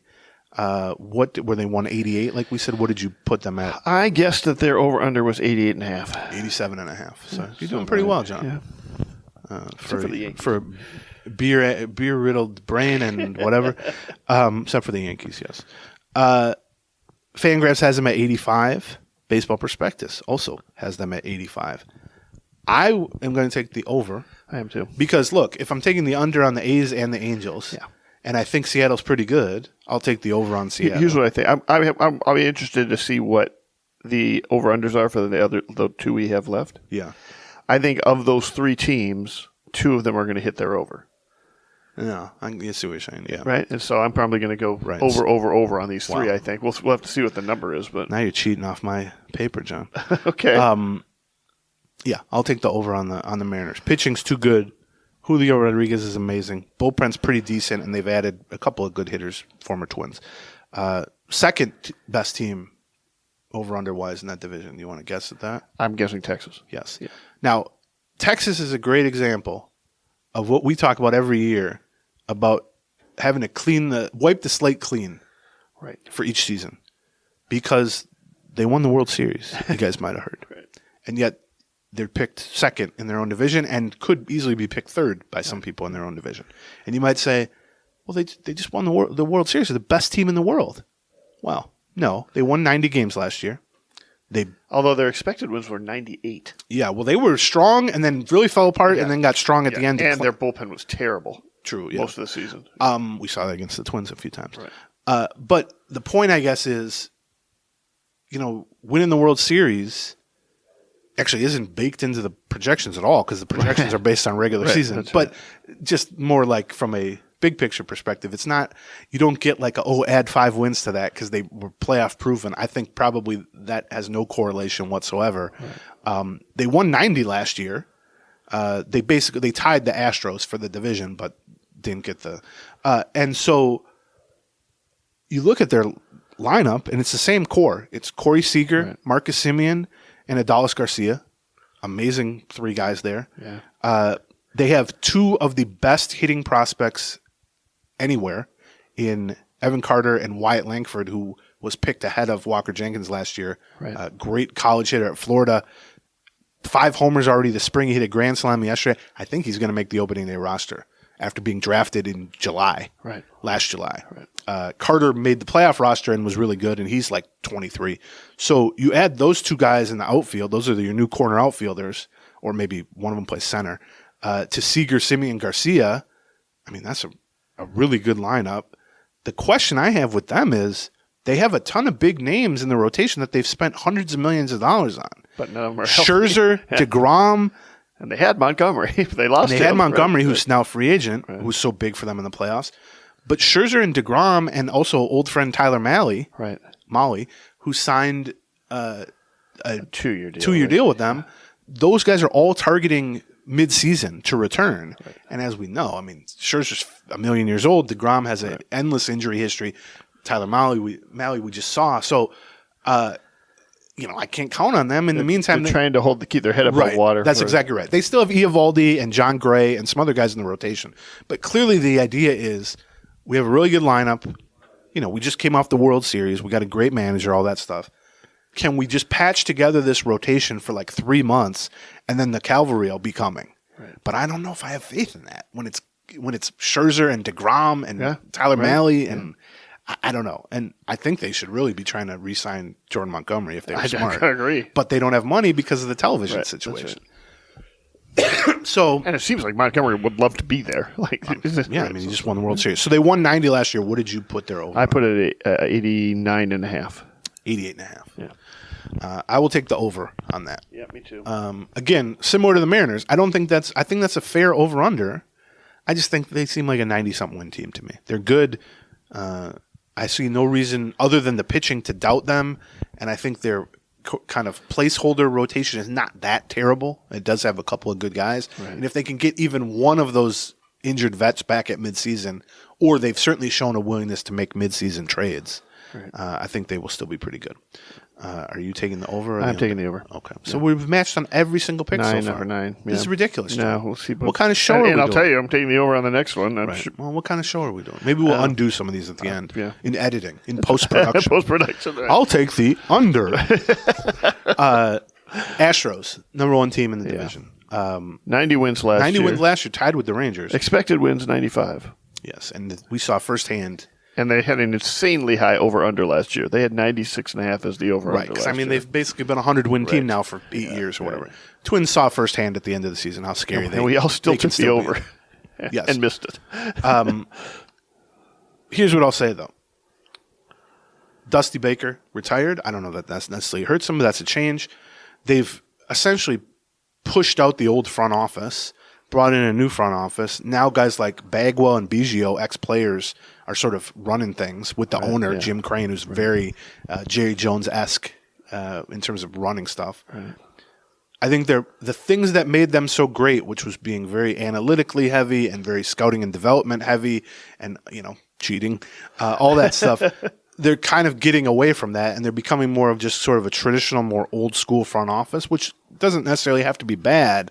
But I wonder, as this core that was so incredible for them starts to age out, I wonder about their ability to replace him. On the other hand, Yordan Alvarez, they have signed forever, and he's incredibly young, and the Twins saw what an absolute monster he is. And then Kyle Tucker, who's also great, is like 25 years old. So they still, though, in addition to Yordan Alvarez, who I would put with Soto and Judge as the 3 best hitters in the American League. If I never have to see him in the late innings of a game again. I mean, watching that in Houston at those games was just like everyone in the crowd knew it. Poor Caleb Thielbar knew it. Right. Yordan Alvarez knew it, and there was nothing they could do about it. And so they have Tucker, they have Yordan Alvarez, they still have Altuve, who they just signed to an extension, Alex Bregman. Jose Abreu, who turned it on at the end of last year, unfortunately, for the Twins. I mean, that's still a potentially really good lineup. Yeah. The rotation has been such a strength for them, except now Justin Verlander's a little iffy health-wise, and he's also 100 years old. Yep. They swapped out Martin Maldonado for Diaz, which is probably a defensive downgrade. Pretty quiet overall offseason, except they spent like $100 million on Josh Hader, which is something the old front office certainly would not have done, investing that much money in a reliever. The funny thing, Josh Hader's a great reliever. He's just an all-time great reliever. Yes.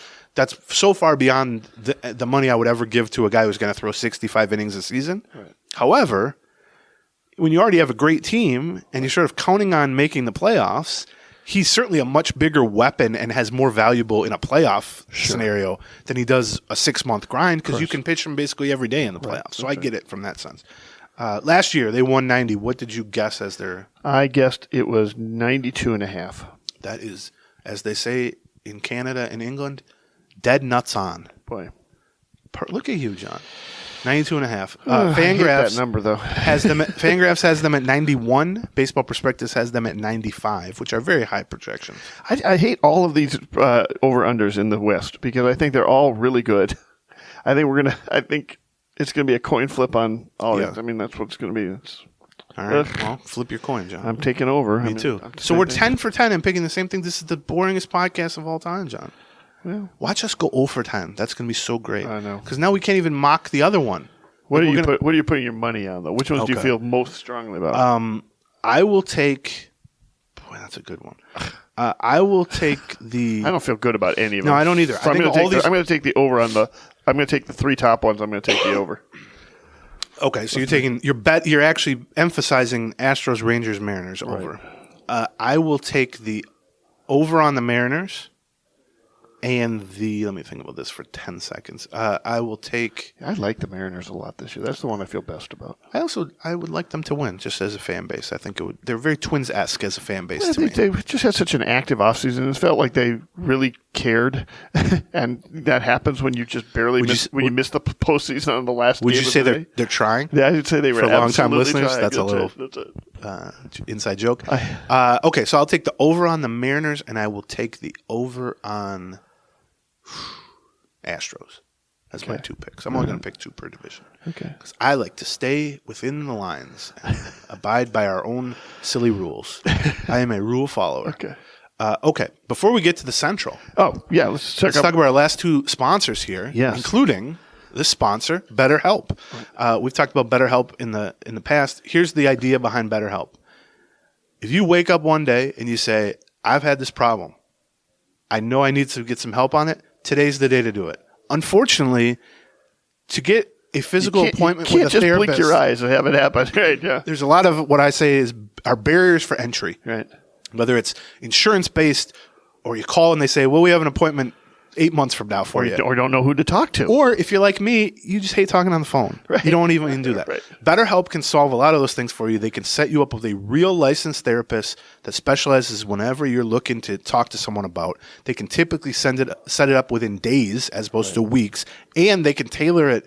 You want to do a video call, they can do a video call. You don't want to be on camera, you do a phone call. If you're like me and you don't like to be on the phone, you do a live chat where you're typing with somebody. They can tailor it to whatever your needs are. So learn to make time for what makes you happy with BetterHelp.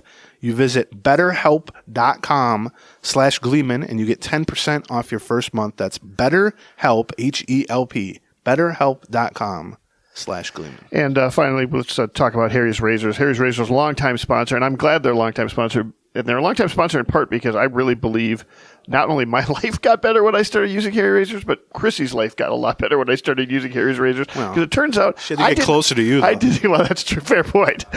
Turns out I was scratching the hell out of her face all the time.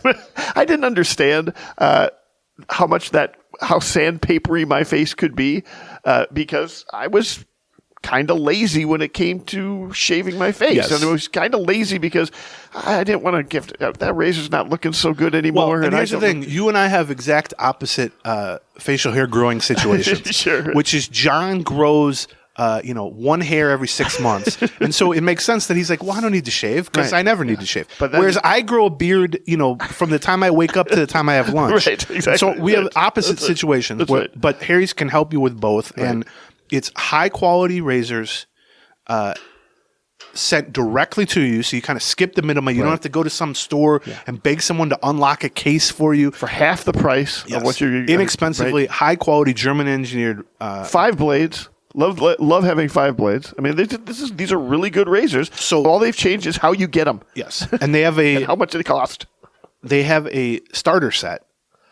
Trial set. And here's what you get with that. You get a 5-blade razor with a weighted handle. You get foaming shave gel, and you get the travel cover case for just $3. That is a $13 typical value, and you get it for $3. And the way you do that is you go to harrys.com/Gleeman.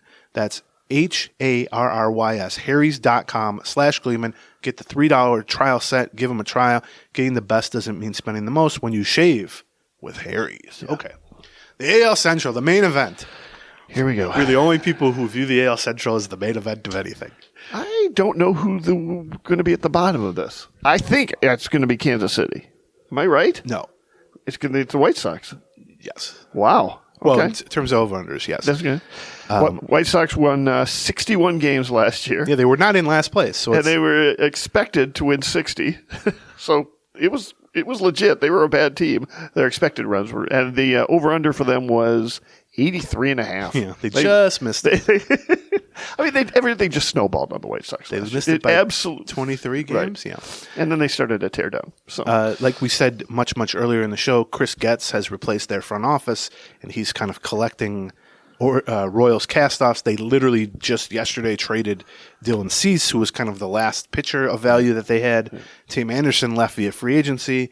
The lineup, though, still has Luis Robert, Sure. Eloy Jimenez, Andrew Vaughn, Yohan Moncada, some other guys who have some value. So I think, like I said with the Orioles, you have to kind of factor in that I think they're going to add people at the deadline, or they have the pieces to add at the deadline. Okay. I think with the White Sox, they still got like 4 or 5 decent guys that they can trade away. Okay. Like, if they're in last place and Luis Robert is an all-star, somebody's going to try to pry Luis Robert away from them. And so I would bake that into whatever you're kind of viewing. They can get worse, is what I'm saying, than they are on paper. Like you said, they won 61 last year. So what did you have for their... I guessed that it was 73.5. I think that's way high. Yes. 60.5 is their over-under. The second lowest over-under in the American League. Well, they won 61 last year and traded guys. Wow. You know? This is a true Horse S franchise. Wow. Couldn't happen to a nicer group of people and fans. I like the city, actually. I'm a big Chicago fan. I love Chicago. Taking a couple I'm trips not a big to fan Chicago. of the White Sox. So. Everything but that stupid bean. Boy, I hate that stupid bean. Did you go see the bean in Chicago? I love the bean. So stupid. I had a fight with Becky outside the bean. Did One you? of our few fights. Is that why? Because it was 110 degrees, and she made me walk across the whole city to see this stupid bean, and I was sweating my everything off. And I got there, and I just said, "This is it. This is what you made me walk 45." And she was like, "You know what?" So, I don't like the effing bean. I love the bean. It's a marvel of architecture, but whatever. It's not worth walking and sweating for. Anyway, Chicago White Sox. I love walking to Chicago.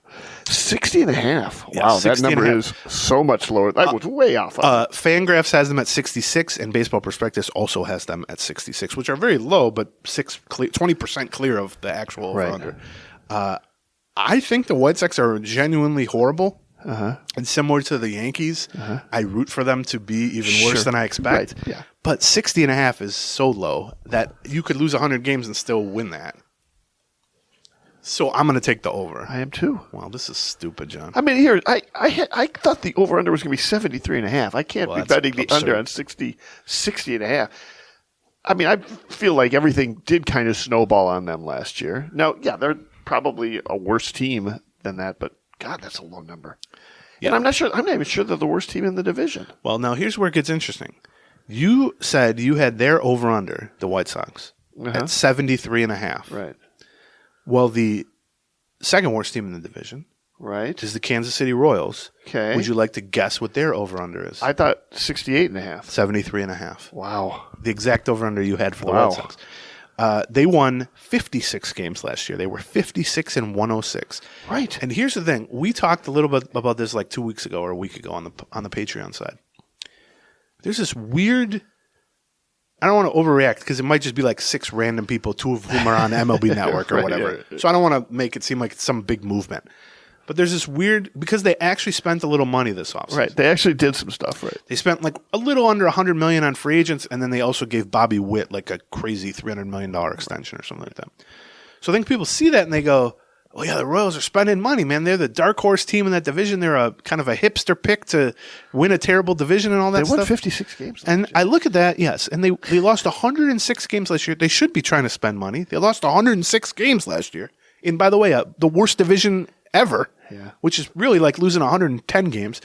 And let's actually look at who they signed. Michael Wacha, who, decent mid-rotation starter. Sure. Seth Lugo, who I personally like a lot. Right. But a decent mid-rotation starter. And Hunter Renfroe, who was terrible last year. And it's just sort of, number 6 hitting corner outfielder. Those were their 3 big pickups. Right. So, yes, it's great that you spent $100 million. But what'd you actually spend it on? Right. And what are you actually building on top of, which is a 106 loss team? They added some relievers and stuff. But the thing is, the Witt extension, I'm all for signing young superstars for as long as possible. Well, he was already on the team.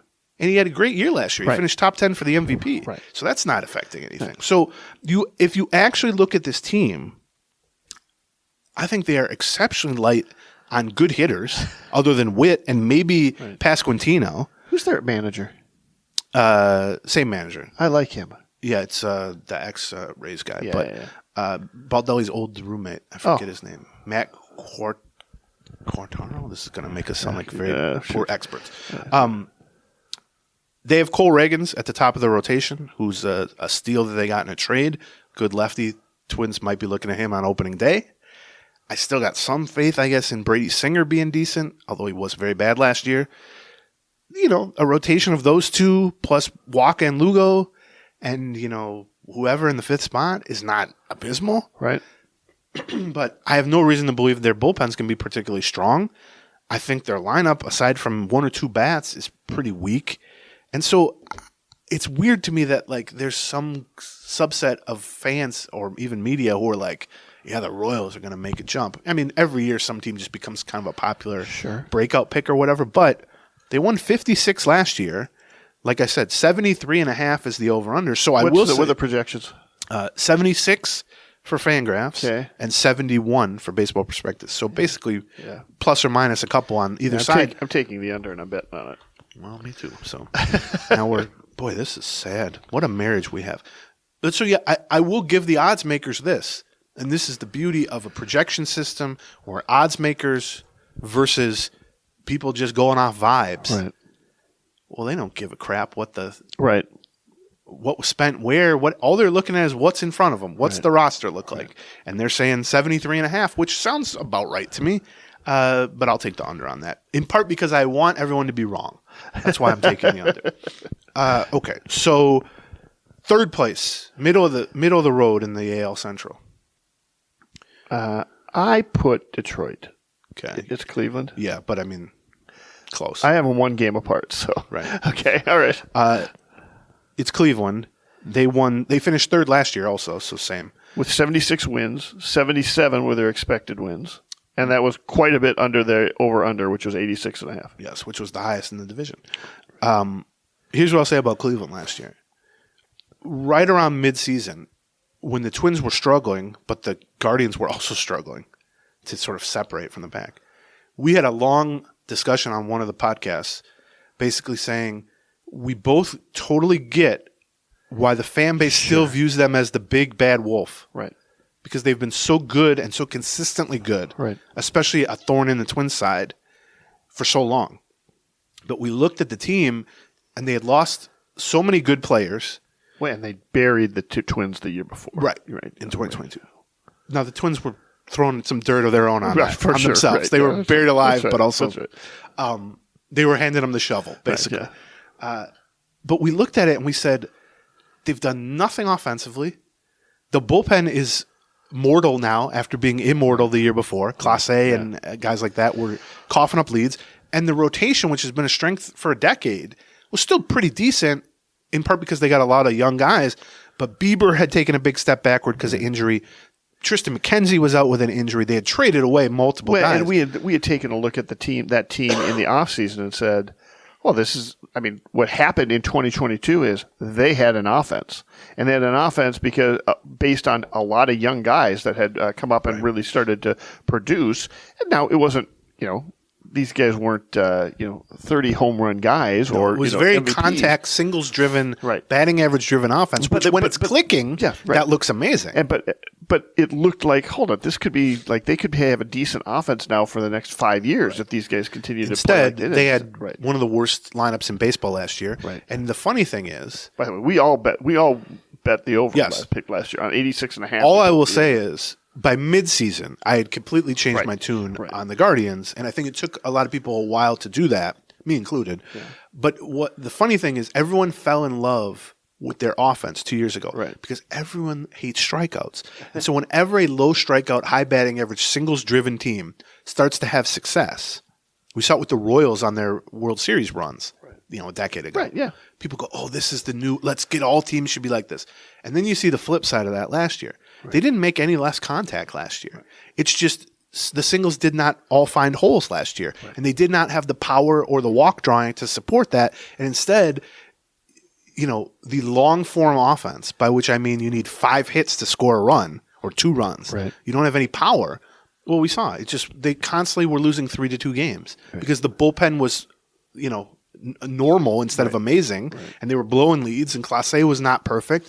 And so throughout the season, I would tune into the Guardians game, and watch them blow a 3-2 lead in the 7th inning and not be able to come back, and they would lose. And it's like, once you see that script 40 times, it's like, this just isn't the same. Now, you wipe the slate clean for this season. Right. You look and you say, okay, well, I still think, from a new manager, Stephen Vogt replaces Terry Francona. Right. Yep. They didn't do really anything in the offseason.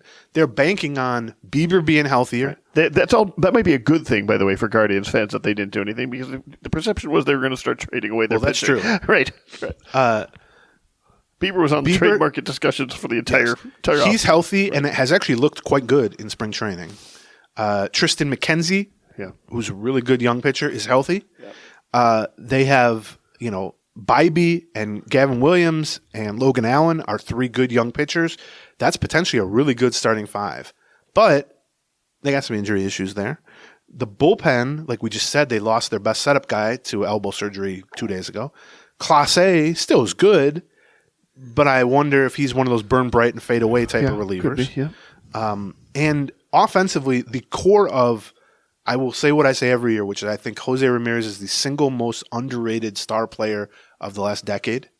As just an all-around MVP caliber player. He remains that way. They signed him to an extension. I think Andres Jimenez is also really good at second base, or he might play some shortstops this year too. Stephen Kwan is a real pest at the top of the lineup. Good defensively, gets on base. Yep. Now there's 2 Naylor brothers instead of just Josh Naylor being a pain. There's Bo Naylor. Bo Naylor now too. Yeah. Those 2 are pains in the ass for sure. Yep. And then they have a prospect named Manzardo that they got from the Rays for Aaron Savali last year, who could be a big bat at first base. So they are maybe a little scarier offensively. So what's the end result of that? Well, the end result of that is they won 76 last year. I think the offense looks better than it did last year. I think they're healthier from a rotation standpoint. I still have some questions about staying healthy and about the rotation. But the over-under, what did you say? I guessed 79.5. 80.5. So you hit that pretty good. Boy, damn it. I wanted that to be, because I want to take the over on them, and that makes it harder. Well, yeah, you have to, by rule, take the under now, John. Because you predicted 79.5. No, what I predict Vegas is going to do and what I'm actually... Could be good for radio. I actually put down 2 numbers. I put down what I thought Vegas was going to do and what my guess was. And my guess is 79.5 by Vegas. And I said, I think they're going to win 78 or 79 games. 80.5 is the number. Fangraphs has them at 80, so exactly. Right. And Baseball Prospectus has them at 84. And they won 76 last year. By the way, they also have a payroll under $100 million. So they left plenty of meat on the bone in terms of adding more, especially I would say center field and right field. They could have stood to add a Adam Duvall type or something. I just feel like what we saw in 2022 is the best that team can be, and what we saw last year was close to the worst that team can be. Yeah, and with 80.5, I think it's going to be above the midpoint of that. So I think I'm probably taking the over on them. God, that's also what I'm doing, John. I mean, I don't think I'm betting on that one. Here's my feeling on that. They were pretty bad last year, and they were almost 500. So the idea that 80.5, which is just an average team in a horrible division, I think it's, to get to 82 wins is not that difficult. Second place in the division. Well, you got to be Detroit. Yes. And I'm guessing it's 81.5. Yeah, correct. Right. Yeah, my guess was 78.5. I had them as the third one in that division. So they won 78 last year. They lost Eduardo Rodriguez. Yeah. But they signed Kenta Maeda and also Jack Flaherty for the rotation. They're getting Casey Mize back from injury, who was the number 1 pick several years ago. They have Skubal, who is potentially one of the best left-handed starting pitchers in baseball, who made it back from injury last year and looked phenomenal and has looked great this spring and could, I would put right up there maybe with like Pablo Lopez as the best starting pitcher in the division at this point, theoretically. Lineup-wise, they got 3 good young hitters. I like Riley Green a lot as an outfielder, but he's had some injuries. Steven Torkelson. Yeah. Spencer Torkelson, right. Number 1 pick a few years ago, great college player, started out slow in the majors, seemed to kind of find it a little bit in the second half of last year, definitely has like 30 homer power. The question is he going to hit 220? Is he going to hit 260, 280, that type of thing? And then they have a guy, Colt Keith, that they signed to an extension already, who's going to be their second baseman, I think, probably. So that trio gives them something to build around. But then you look and you're like, well, what did they do this offseason? Mark Canha was the only hitter they really added. Yeah, they traded for him, right? You know, Javi Baez seems pretty cooked to me at shortstop as a hitter, and he's signed, long term. They got a lot of money invested in him. I look at that lineup and I go, yeah, I mean, if Torkelson becomes a 40 homer monster and Riley Green stays healthy, they could have something. But the lineup seems a little short to me.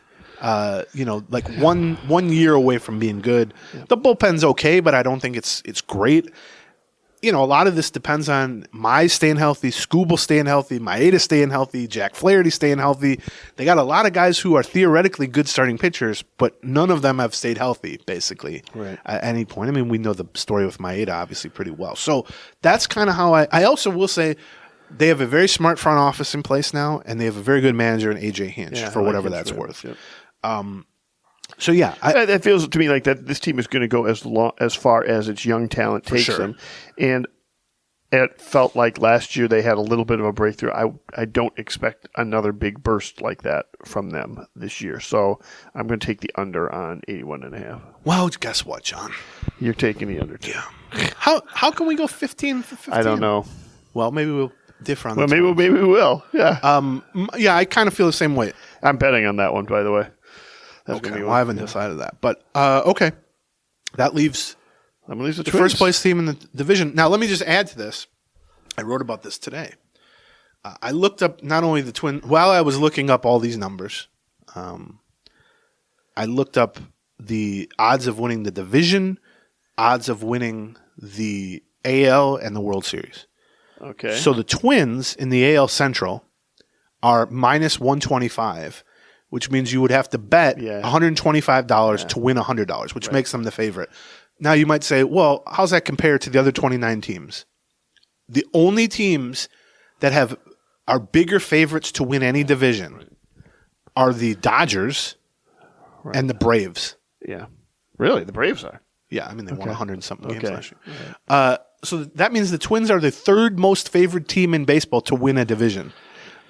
Within that, then, the Tigers are plus 350, and the Guardians are plus 375, which means you can get 3.5 to 1 on either of them winning. Everybody sees it as a 3-team race, but with one heavy favorite. The Royals are plus 900, which means you can get 9 to 1 on them winning the division. Okay. And then the White Sox are 40 to 1, plus 4,000 in gambling terms. I take that 40 to 1 bet or the 9 to 1 bet. I'll tell you that.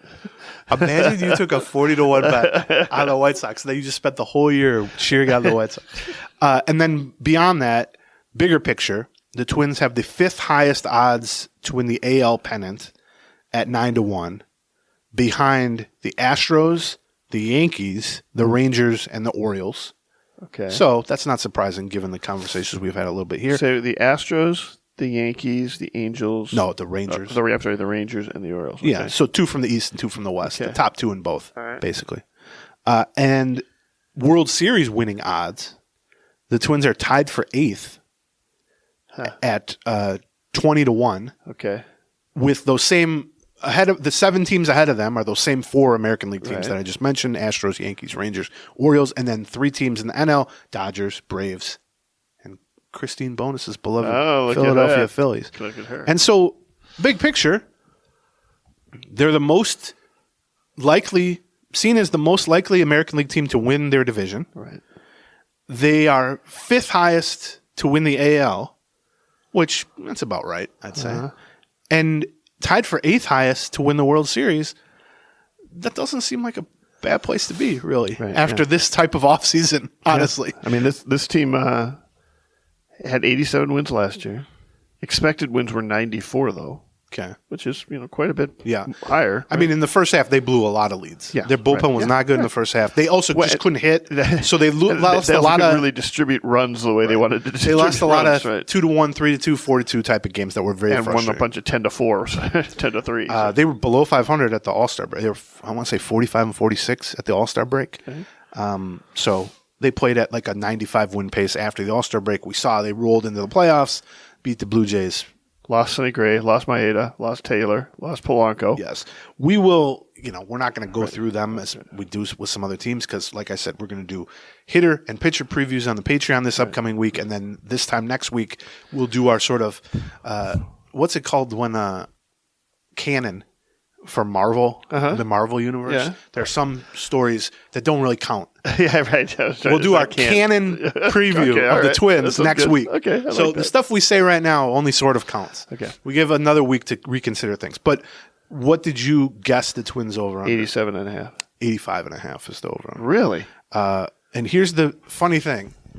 85.5 I thought it was going to be so much higher than that. is the over under. Both Fangraphs and Baseball Prospectus have them with 85 wins. So they are no help whatsoever. So everyone thinks the Twins will win exactly 85 games, basically, is what they're saying. We're going to go 15 for 15, aren't we? Yeah, of course. If it was 90.5, which would you go? Can I just say what the odds of this are? By the way, it's going to sound like we're joking in that we work together on this. Last year we only differed on 3 of them. Something like that. Now, maybe this is the result 3 or 4 of them. Spending an offseason sporadically talking about these teams, so I have some sense of what you think about some of these trades or free agent signings and all that stuff, Right. but I don't know. I think this is a sickness that we have. Here's the thing. I could switch every answer in the AL West and feel just about the same. That'd be funny. The whole AL West is... It would be really funny. Those numbers are just too damn good. It would be really funny if you did that and then you won them all and I lost them all because you just decided at the end, let me flip to the other side. I mean, that's the truth about betting. Right, that's right. Especially when it's a 50-50 situation like this. Realistically, you would probably go 500 over the course of 100 years or something like this. So, It might also be that we just have come up with a very similar philosophy in terms of when to bet on over-unders. We aren't even really at this point looking at the numbers anymore. You know what I mean? I'm just kind of going, the 3 best teams I'm going to go over and the 2 worst teams I'm going to go under. That's what both of us did on these. I do agree that, to me, you're obviously doing that because I'm revealing to you what the actual over-unders are. So you're forming your opinion without that. I don't do it the same way because somebody has to look it up. But to me, the difference, I have an opinion about the team, and the difference between the Mariners being 85.5 or 87.5 isn't really going to sway me. I'm trying to figure out, do I think this team is a good team or a bad team, basically? Right. And so, yeah, you're right about that. So just to do a very brief preview, because we've gone very long here, but a very brief preview about the Twins, which we will do much, much more in the coming 3 or 4 episodes before the season starts. Okay. But, I think the dominant storyline of the offseason, and we're guilty of this certainly, I think rightfully, but we're guilty of it, is the slashing $30 million off the payroll, losing Sonny Gray in free agency and Maeda in free agency, trading away Jorge Polanco, and then just sort of filling in the pieces, the margins of the roster with some low-cost, I think, sound moves, logical moves, decent depth, but, low wattage moves, and a couple of good middle relievers. DeSclafani plugging into the 5th spot in the rotation. Bringing in Carlos Santana to just be kind of a placeholder first baseman. Trading for Manuel Margot to be the Buxton insurance. These are individually and even collectively decent moves, but they are low wattage moves.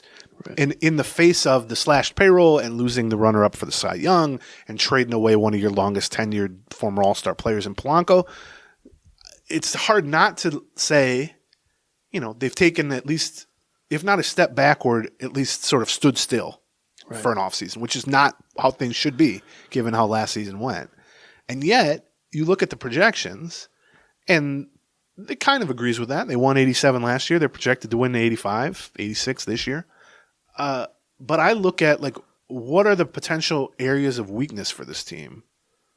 And the only thing I can really come up with is injuries. Right, which always seems to be a weakness on this team. Right. Right. 6 of their top 8 players basically have significant injury histories recently, including Lewis, Buxton, and Correa last year. So that could derail everything. But then beyond that, I would just say the rotation. Right. And I think it's the back of the rotation like DeSclafani, really, because it's easy to say, they didn't replace Gray. But Gray is not even going to replace Gray. Do you know what I mean? Yeah. And so we've talked about this, but it doesn't mean that just because last season was probably the best Twins rotation in 20 years, this rotation is not as good on paper. But because you're losing Gray and replacing him with quote-unquote DeSclafani, really probably Paddock, and then DeSclafani's replacing Maeda, doesn't mean that the overall, again, the wipe the slate clean idea, you still have Pablo Lopez at the top. You're still counting on steps forward from – you don't really need a step forward from Bailey Ober. You just need him to stay healthy. Yeah, right. You're counting on first half version of Joe Ryan, not second half version of Joe Ryan. You're counting on all their optimism with Chris Paddock proving correct, and that's just a matter of staying healthy. I mean, the stuff is obviously there. And then you either need DeSclafani to just sort of be a decent placeholder, or you need Louis Varland to step up, or by midseason maybe David Festa or somebody like that, Simeon Woods-Richardson.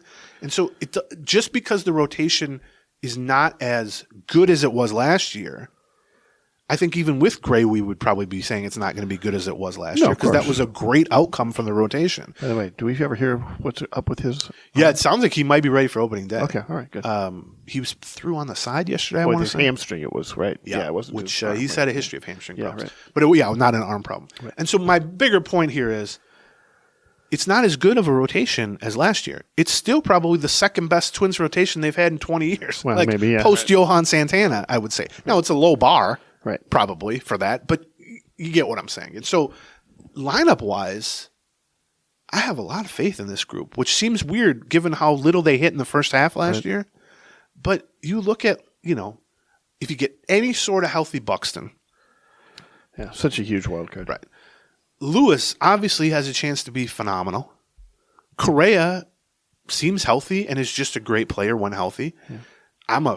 I'm fully bought into Ed Julian. Yep. I think there are some question marks with Matt Wallner, but potentially as a 6th or 7th place hitter, perfectly fine with that. I think Max Kepler, some question marks too. But again, at worst, what is Max Kepler? An average player. You even have guys like Ryan Jeffers who can build on last year.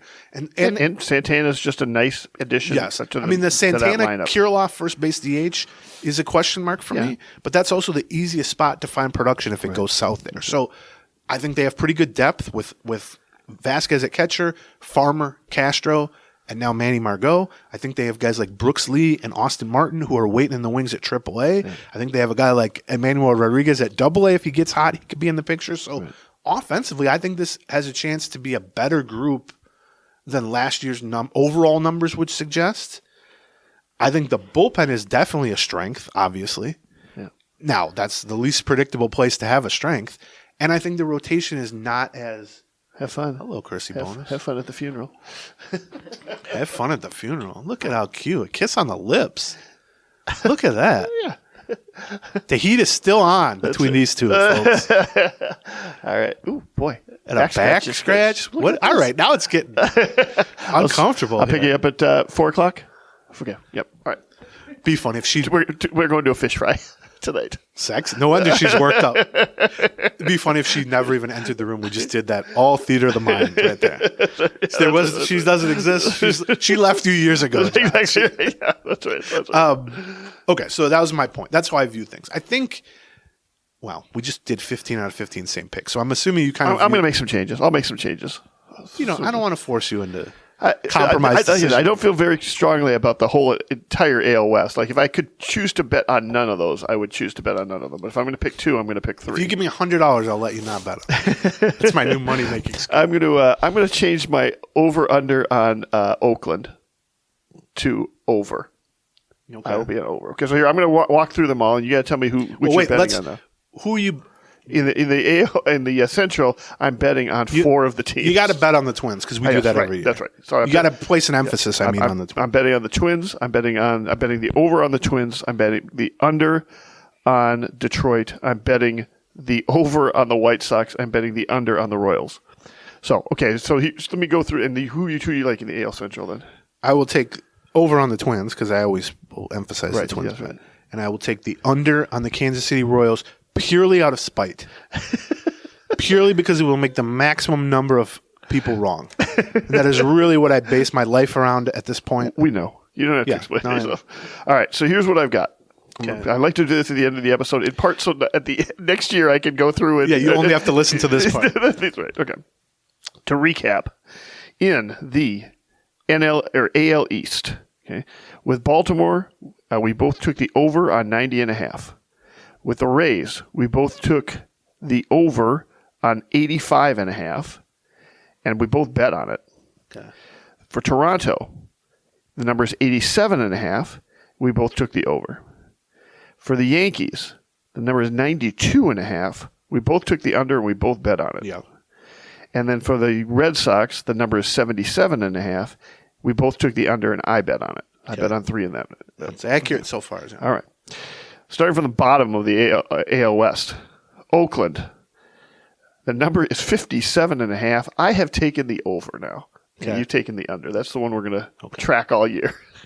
I can't believe I'm That's our I'm one- rooting ace. We're going to be tuned in midnight games on MLB. The Angels are at 71.5. We both took the under. Well, I could take the over on that one too. Yeah, but then you'd have the over on all 5 teams in that division. Same division. Big believer in the AL West. Powerhouse that is the AL I hate that AL West. Okay, 87.5 is the number for the Seattle Mariners. We both took the over. We both bet on it. Okay. 88.5 is the number for the Texas Rangers. We both took the over. I bet on it. Okay.